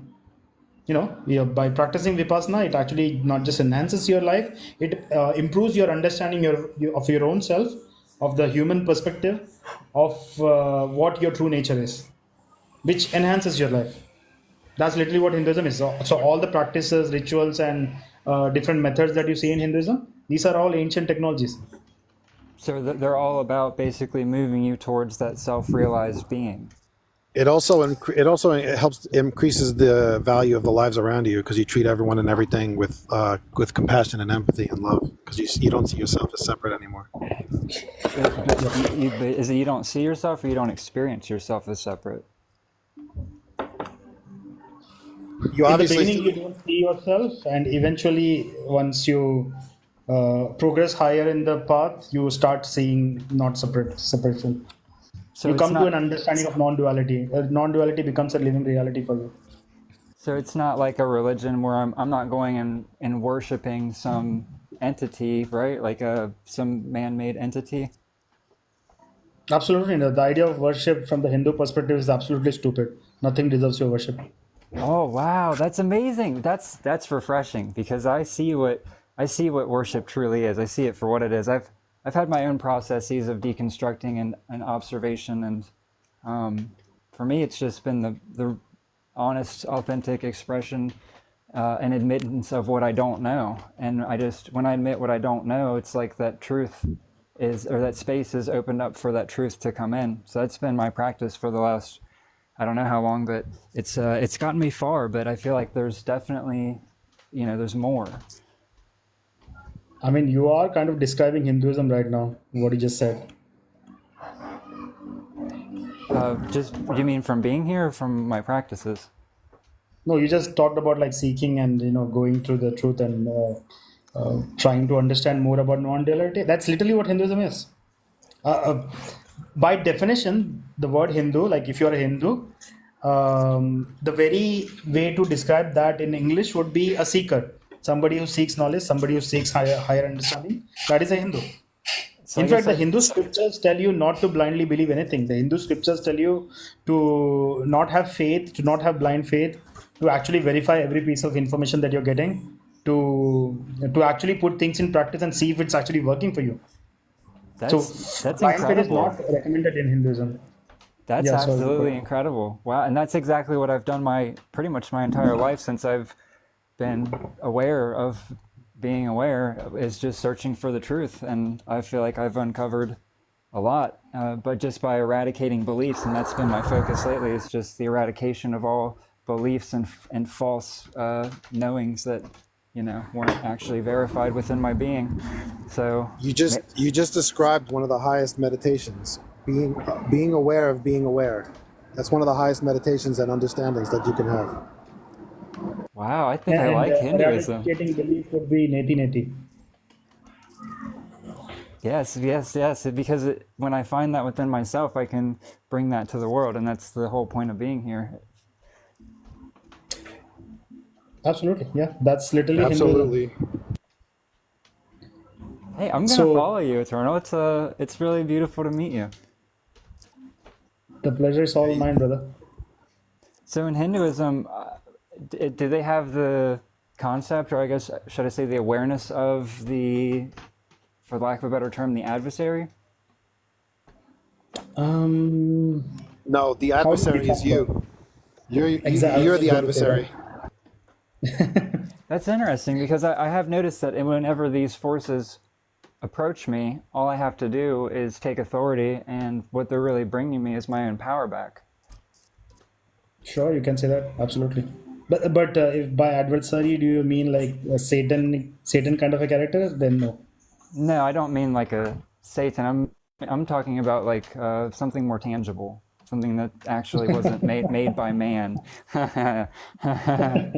Because I've seen a Absolutely. So lot. your adversary is basically, see, this is how a yogi looks at the whole adversary thing. Yeah, the more in charge you are of your mind and your five senses and your critical faculties, the more you are pretty much in the non-adversarial realm of living.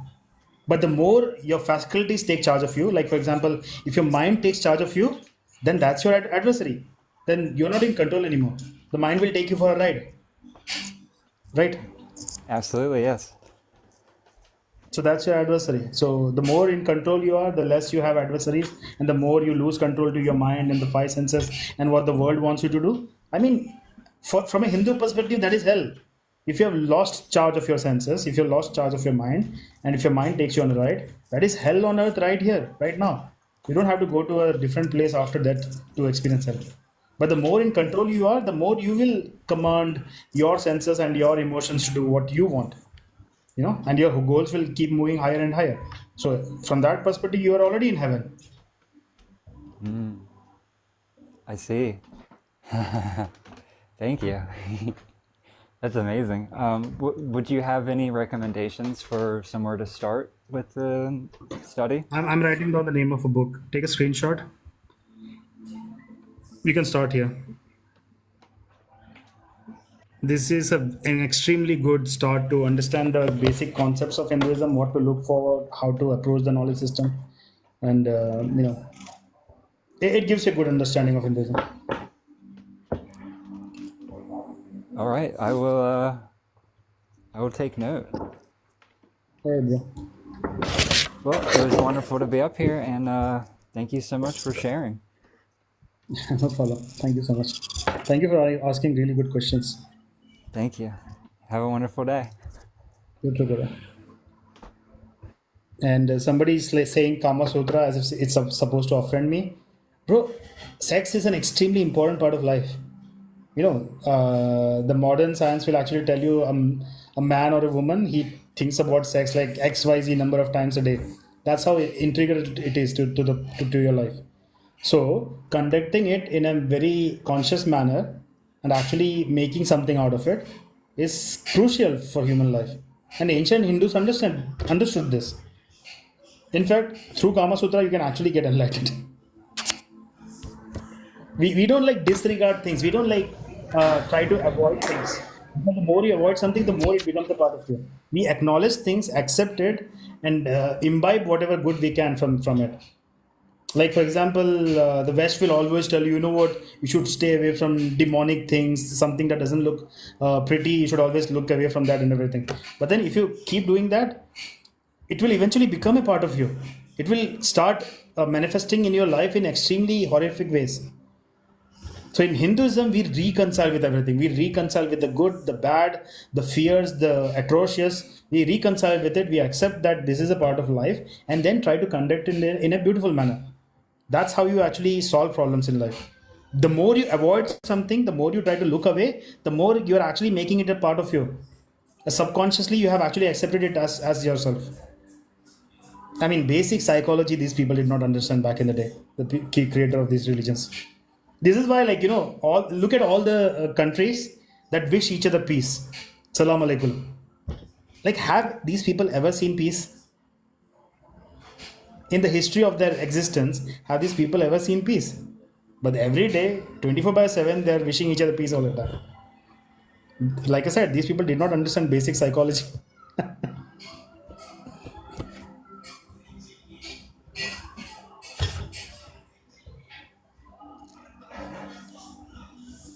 Oops.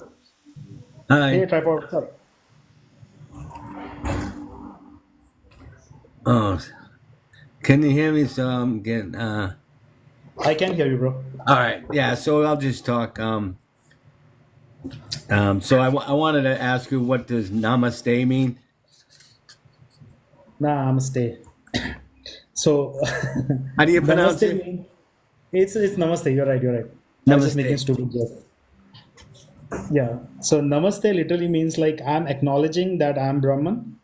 I'm a manifestation of Brahman, and that you are also the manifestation of Brahman. Brahman is the ultimate consciousness. So Right. by acknowledging that, we are like for that brief moment, we are experiencing oneness. Oh wow. Oh, so it's not just saying hi, how you doing? No, when we want to say hi, how are you doing? We say hi, how are you doing? Okay. It's good to Yeah. differentiate that. Anyway, another thing, Maya. Yeah, Maya, Can you talk a yes. little bit about Maya and how, like, because I struggle with, like in meditations, it's getting down to the root of reality. You know what I mean? And there's so Mhm. much distractions. Yes, and distractions is because it's the job of Maya to keep you distracted. Like when Hmm. Brahman decided, say Brahman is the ultimate consciousness, right? And the consciousness decided, you know what, I want to have this human experience. So Hmm. to have the human experience, right, because it's ultimate consciousness, it will not do any job shoddily. So to have the human experience, it will put things in place so that the human experience is not broken, so he can be completely immersed in the human experience. So Oh he wow. put things into place so that that thing in place, right, it is continuously giving you the experience, depending on the kind of attitude you have. It's constantly dynamically giving you that experience, that Hmm. thus making the whole thing an illusion. Hmm. So the illusion, the source of that illusion is Maya. Like for example, if I want to enjoy a video game, right, I will create Enjoy like the what? best video games I don't know to what that enjoy is. video games, bro. The games, PlayStation, Oh, Xbox. okay. Sorry. Yeah. So to enjoy a game, I will create the best screen out there. I will create the best controllers out there. I will create the best VR headsets out there. And the point of these things is to immerse yourself completely into the game, right? To make it seem as real as possible. Absolutely. It's enhancing your experience of being in the game. But throughout the game, you kind of do have the sense that you're not really the character in the game. You're actually somebody else. So same way, because Brahman is like the ultimate consciousness, it's created an extremely fascinating game, which you are completely immersed into the whole thing, and that immersion is Maya, the illusion. Mm.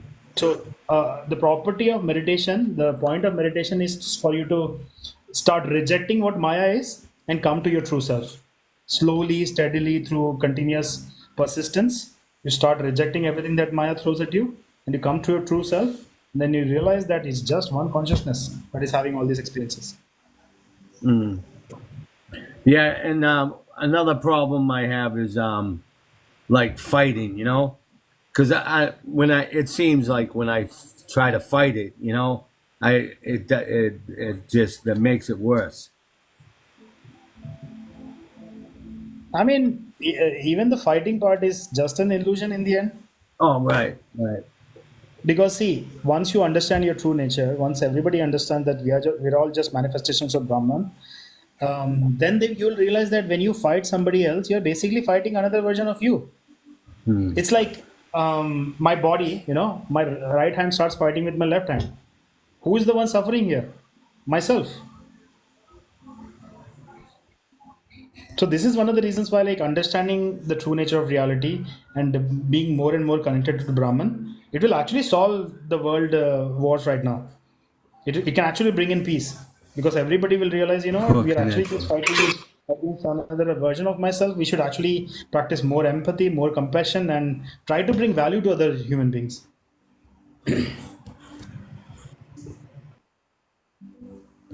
But somebody might come up and say, like, then why are you so antagonist against, like, the cube worshippers and stuff like that? It's because sometimes in your body you have cancers and you have to cut it off or at least heal it. Yeah, sorry, go ahead.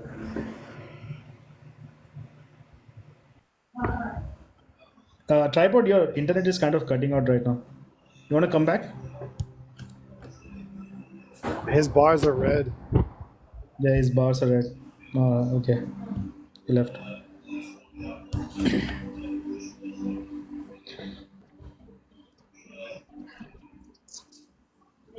Hey TNT, what's up, bro? Namaste. Namaste, bro. Namaste.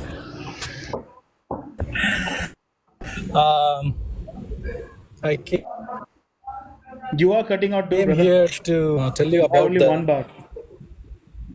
Really? Yeah. Okay. Is that better now, or can I come back later? I think just come back, bro. Okay. Okay. Thank you. No problem. Jai Shri Krishna. Sanatana Dharma is the only cure of the world. I mean, yeah, understanding the truth is the only way you can cure everything. Because right now, the strife in the world, the wars, the hatred that you see is because the religions of the world and the ideas of the world is teaching you that you're special. The moment somebody told you are special, right, they created strife in the world. Because now you will not just look down on somebody else who is not special, but you will try to achieve that feeling of specialness all the time. So because we have capitalist system right now, the Christians and the Muslims and people who were taught that they were special, they're going around trying to gain more money. They're trying to gain more stuff than the other neighbor person because they want to feel special. But if you grow up thinking that okay, everybody is equal and we all deserve a fair shot, then you will not try to do this. Yo.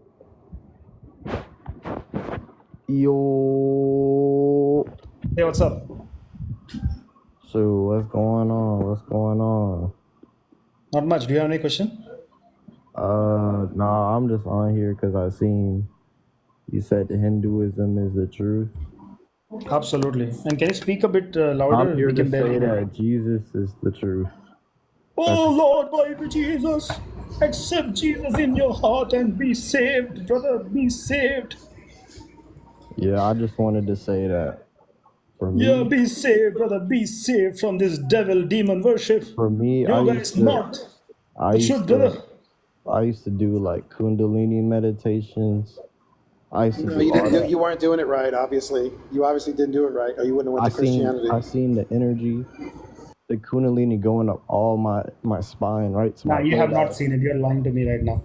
Does a Christian allow you to Bro, Christianity allows telling you me, to lie? bro, this is what bro's going on. He just heard me talking, then he said, bro, that's not what's going on. Like, I No, just but you're told lying to me right now. I saw You have the not serpent. experienced. You just heard somebody else talk about it. You have not experienced this. I can tell. Why? Why do you think I that, can bro? tell. Because I know that you're lying to me right now. because you went to Christianity. That's why. No, not You only would have that. went to He's Christianity. not using any facts right now. So what No, I'm but telling you, Griffin, is it not a sin to lie? I'm not lying right here on the Bible. I You are see the absolutely serpent. lying to me right now. Now you're doubling it down your lie, which makes it a bigger sin. So it How? looks like you don't have Jesus in your heart, bro. So I don't know how you, you can lie like this. what am I lying about? Because you're just talking fast and you're just You said you experienced Kundalini and the light and all that. You're lying to me. You did not yeah. experience that. So I would sit down, I would breathe, I would literally force the Kundalini energy from the bottom of my spine up all the way to my third eye chakra. Wait, Just wait. like You said you force? Okay, yeah. Now I know. Definitely, you're lying to me. Okay, so you have to do. So you know how to do Kundalini Force, energy? yeah. Force. How do you do Kundalini it? can be How do you forced. do it? Absolutely. Tell me how you do it. No. You just read You something can't here tell and me there, how and you you do it think because you you've can never lie to done us it. about it. You can't tell me how you do it because you've never done it. So you're Yeah, online sure. just yapping right Absolutely. now. You So force you've Kundalini never to come even up done here. it, but you're telling everyone about Kundalini, but you've never Yeah. done it.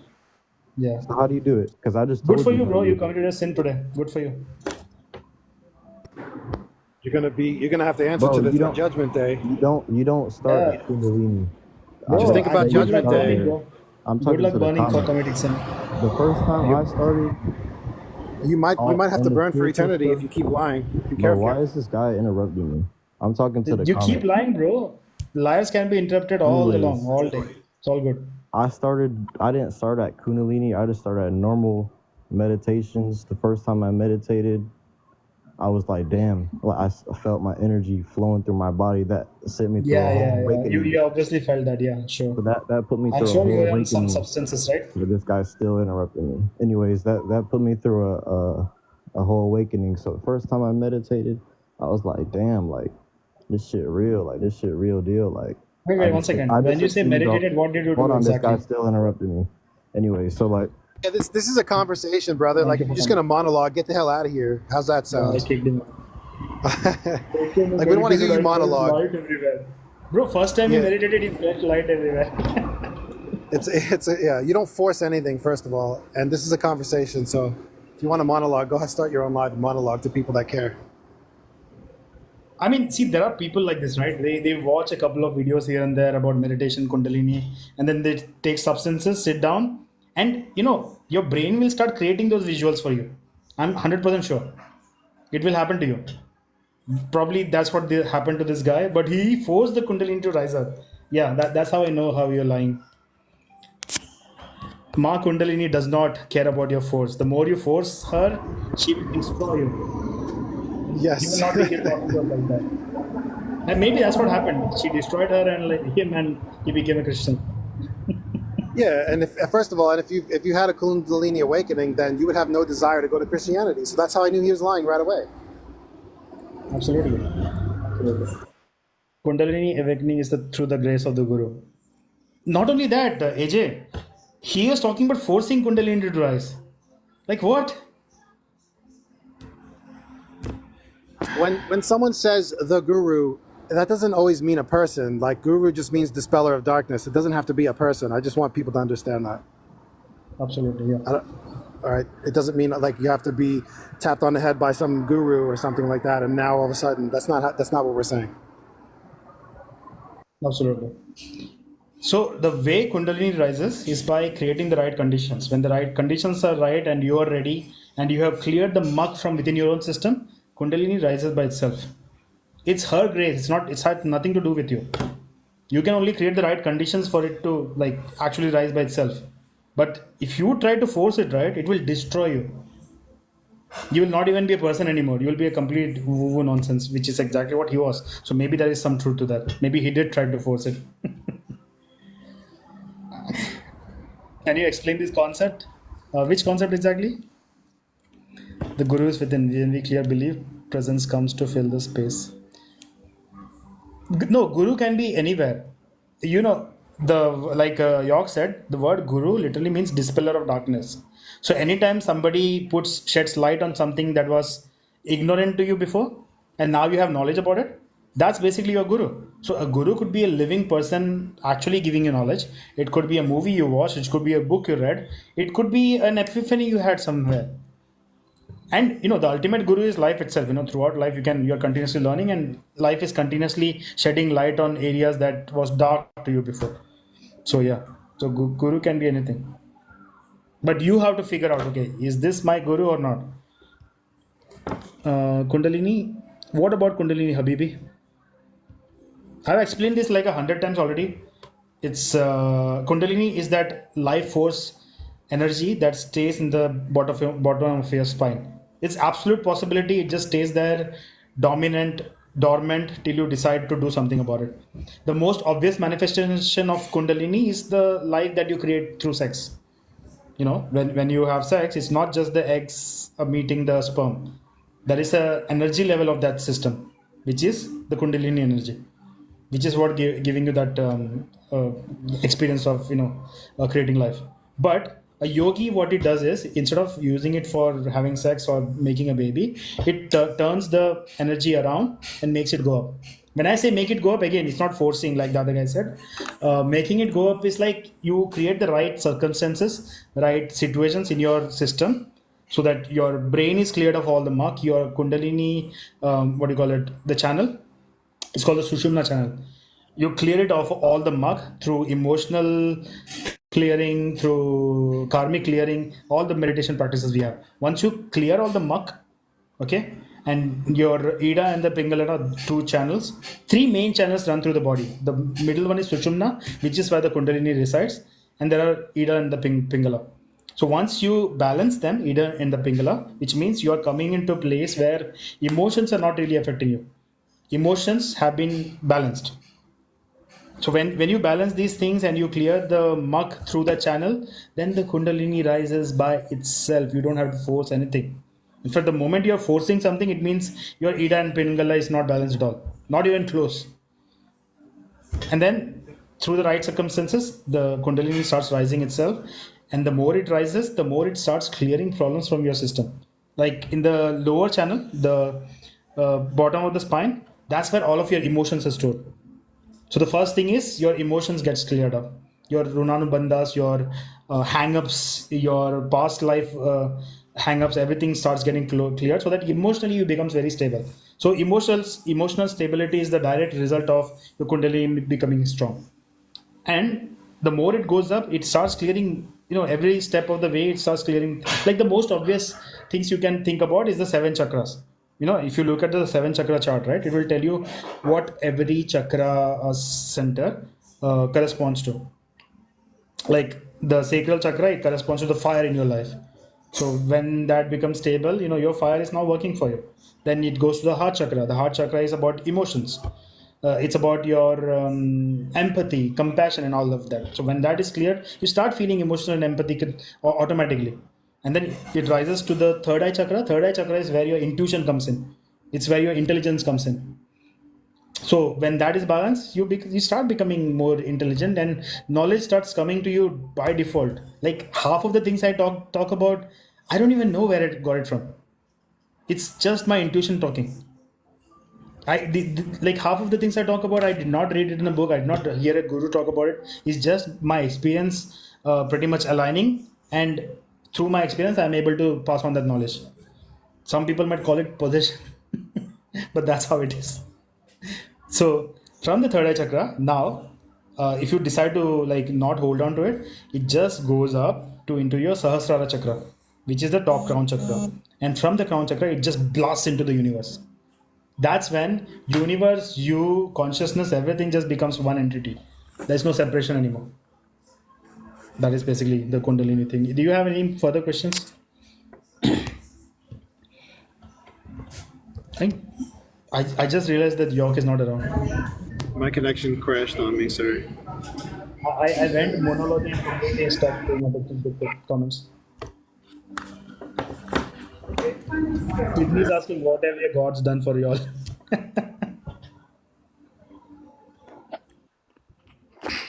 There is no God, Sydney. Hello. Hey, what's up? Alright, yo, so listen. Wait. How old are you? Elias. Hello? Yeah. Elias. Go play with Elias outside, bro. Elias wants your attention. Go play with him outside. Yikes. He was like 9, I think. Yeah, he should not be worried about this. Absolutely. This guy wants to come back again.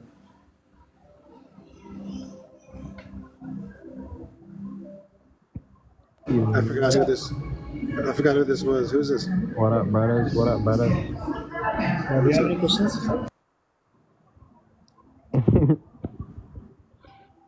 You came up to literally laugh. That's what you came up for? Yo, I was saying what's up with y'all. Bro, Jesus is not even helping you talk online. Your voice is very low. You can hear me now? Your fake God is not even helping you talk online, bro.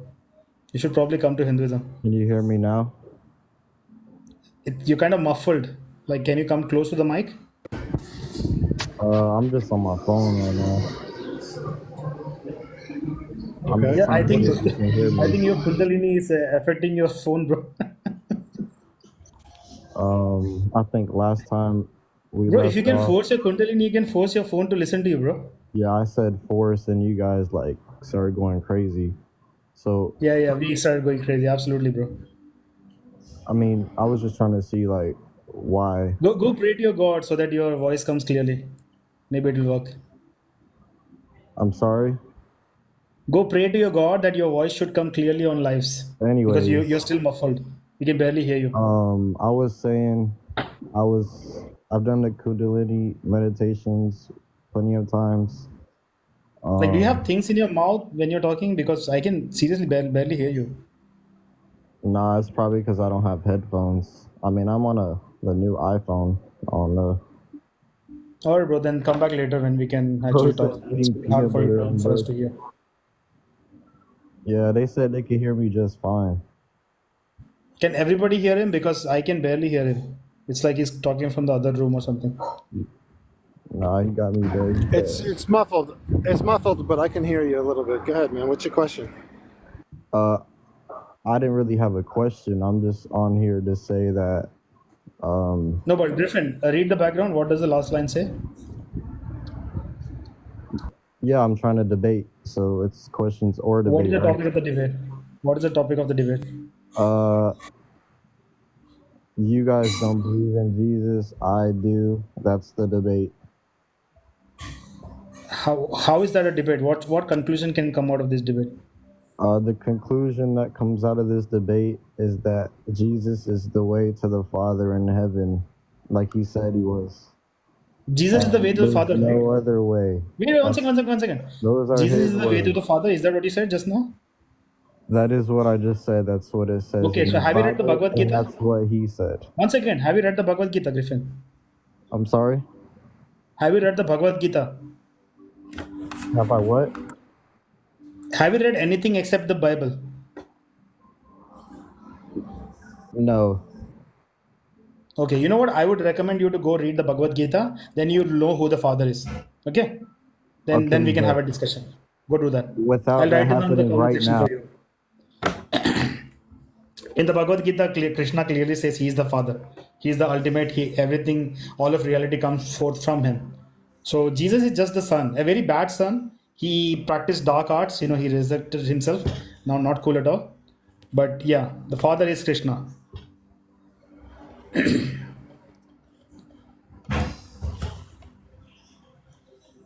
there's no other guest, so let me talk again about the Bangladeshi Hindus. Every Hindu, okay, like the other person said, he does not have a Twitter account. I would recommend you to create a Twitter account. Go look up videos about the Bangladeshi Hindus. If you don't have a Twitter account, at least like install Telegram or something. On Telegram, there are like Bangladeshi Hindu videos that is actually being spread around. So, see, every Hindu has to see these things. When Muslims come and say this whole thing is propaganda, we are lying and everything. If you have seen the videos, you will never buy this shit. So it's imperative that you go out and like inform yourself. If you go out and like actually watch the videos, so that tomorrow somebody comes and you know exactly what is going on. Because the Bangladeshi Hindus are actually persecuted. Even if the government is not doing this right, see, it's like when you have Muslims around you, right? They're always eyeing the non-Muslims. Always. They're paying attention to what kind of wealth you have. They're paying attention to the women in your family. They're paying attention to the children. They're paying attention to everything. Because they know that tomorrow, even for a second, if there is no lawlessness, they can swoop in and attack everybody. Take whatever they can, including the, like violate the women and all that. This is directly from their doctrine. Their books teaches them this. So right now, even if the government might not have been involved in this shit, because there is lawlessness in Bangladesh, for a long time there was no police at all. So these people went nuts, absolutely nuts.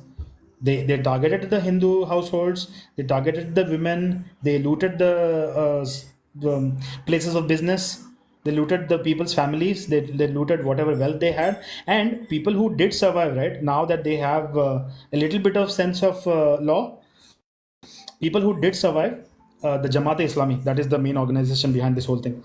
They go around asking Hindus for protection money, the jizya basically. And if the protection money is not coming, the first target is always the women. You can go to Telegram, you can go to Twitter and actually watch some of the videos where these people are threatened, their things are stolen, their places of business are looted. You can watch these things. And then nobody can come and tell you that, oh, this is all propaganda. This same shit happened everywhere when there was persecution. The thing is, like, because they are persecuting, right, they have this entire global network that becomes active and goes out and like starts doing damage correction even before the damage has happened. So even before they started attacking the temples, their media people were ready. posting pictures about how Muslims are coming and protecting everything. By Muslims were protected from what? Even if there was some decent Muslims coming and protecting you, right? They were protecting you from what exactly? Aliens. It was the Muslims who were coming and attacking you to begin with. So I don't care. Maybe you are a good Muslim who are genuinely trying to protect. I don't care. But your doctrine teaches you not to do that. Tomorrow, even if we live in a safe condition, right, your religion will not allow you to actually be nice to the kafir. Like for example, the core concept of Islam is we are going around and eliminating there is a word for it, zulm. We are eliminating zulm. That is the word that they use.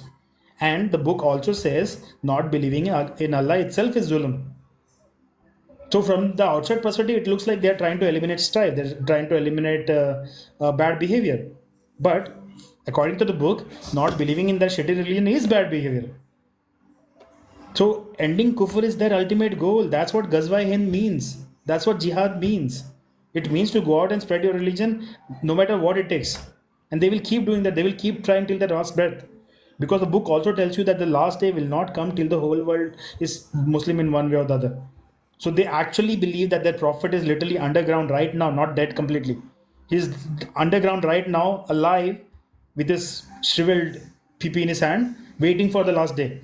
So even the prophet could not enjoy the virgins, till the last day comes. And one of the signs of the last day is the whole world becomes Muslim. And Sunan Nasai 3175 clearly says you are blessed if you go and take over India. Literally, the book says this, Sunan Nasai 3175. It says one of the things you have to do is go and take over India. So Ghazwa Hind is not something that these people cooked up. It's a directive from their main man. So they will never sit quiet and calm. They will never let you live peacefully. Whatever they could, in whatever manner they can trouble you, they will trouble you. Like the spitting in the food thing, doing black magic. In India, there were so many cases where these absolute barbaric idiots, they were going around looking for young women's underwear. They were going and stealing it from their homes. Then later we found out that these people were doing some kind of black magic and putting the underwear back so that when the children wear it, they can be subtly mentally manipulated. This is the level of shit that they perform.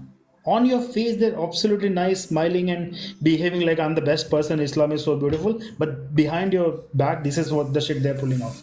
This is why across the world, wherever these people are, grooming gangs is a de facto. In India, we have these grooming gangs. In UK, everybody knows this now. Even then, you guys are not doing anything about it. Even in the US, they have started this. You're not safe anywhere. So yes, please, Hindus, open your eyes. Speak up for a fellow Hindu. Be super informed. Because see, Hinduism has a concept called Purva Paksha and Shatrubodh. These things you have to partake in. You have to understand who you're dealing with. You have to understand who is out there to wipe you out and wipe out your culture. You have to know this. A Hindu is not supposed to be stupid and ignorant. You're supposed to know more than everybody who does not call himself a Hindu.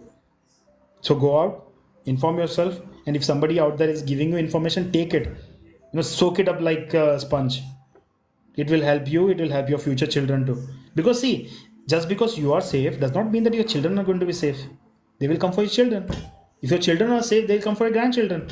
Because they don't play like a 10-year game. They play like a 2-century game. The population thing and this and that, they have planned for way down the future. So it's our job to actually make sure that none of this shit happens. So yeah, Muji was requesting, I just saw.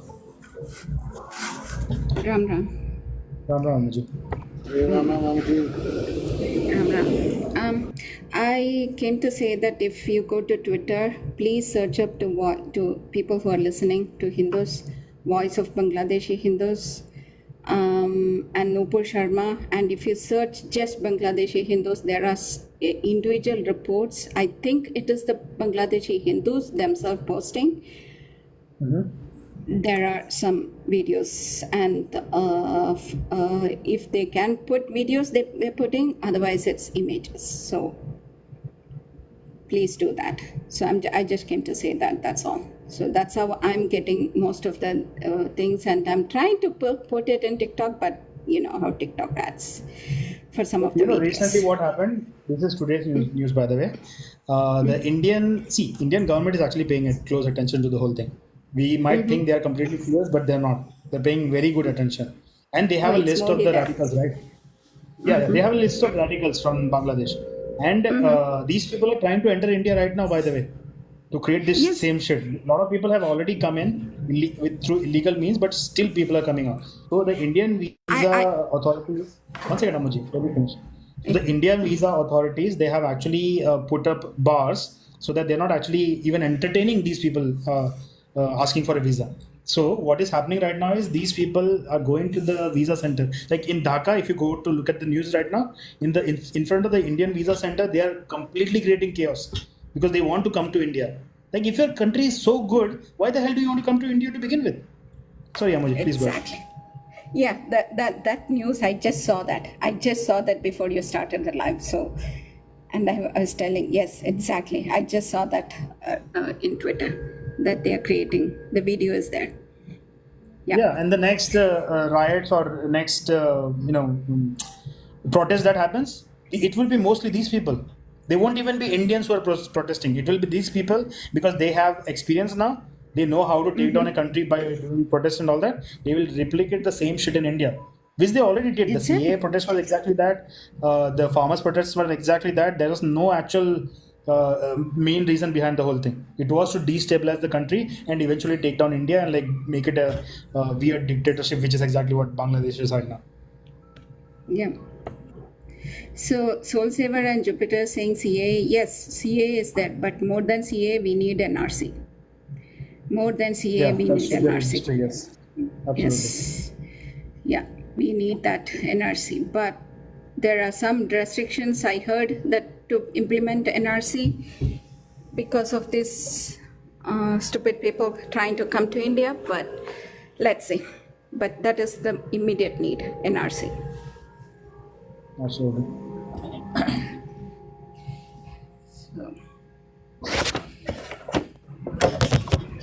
All right, I think today I'll finish out right now. Maybe I might come back later today, but it's been 3 hours, so I'll finish up. Thank you, everybody. Remember, it's the Janmashtami, an amazing day to meditate and like do Krishna sadhana and all that. So make use of it and try to fast as much as possible. I'm actually about to go break my fast, so that's why I'm quitting right now. Okay. Ram Ram. Okay. Ram Ram. Ram Ram. Hare Krishna. Hare Krishna. Hare Krishna.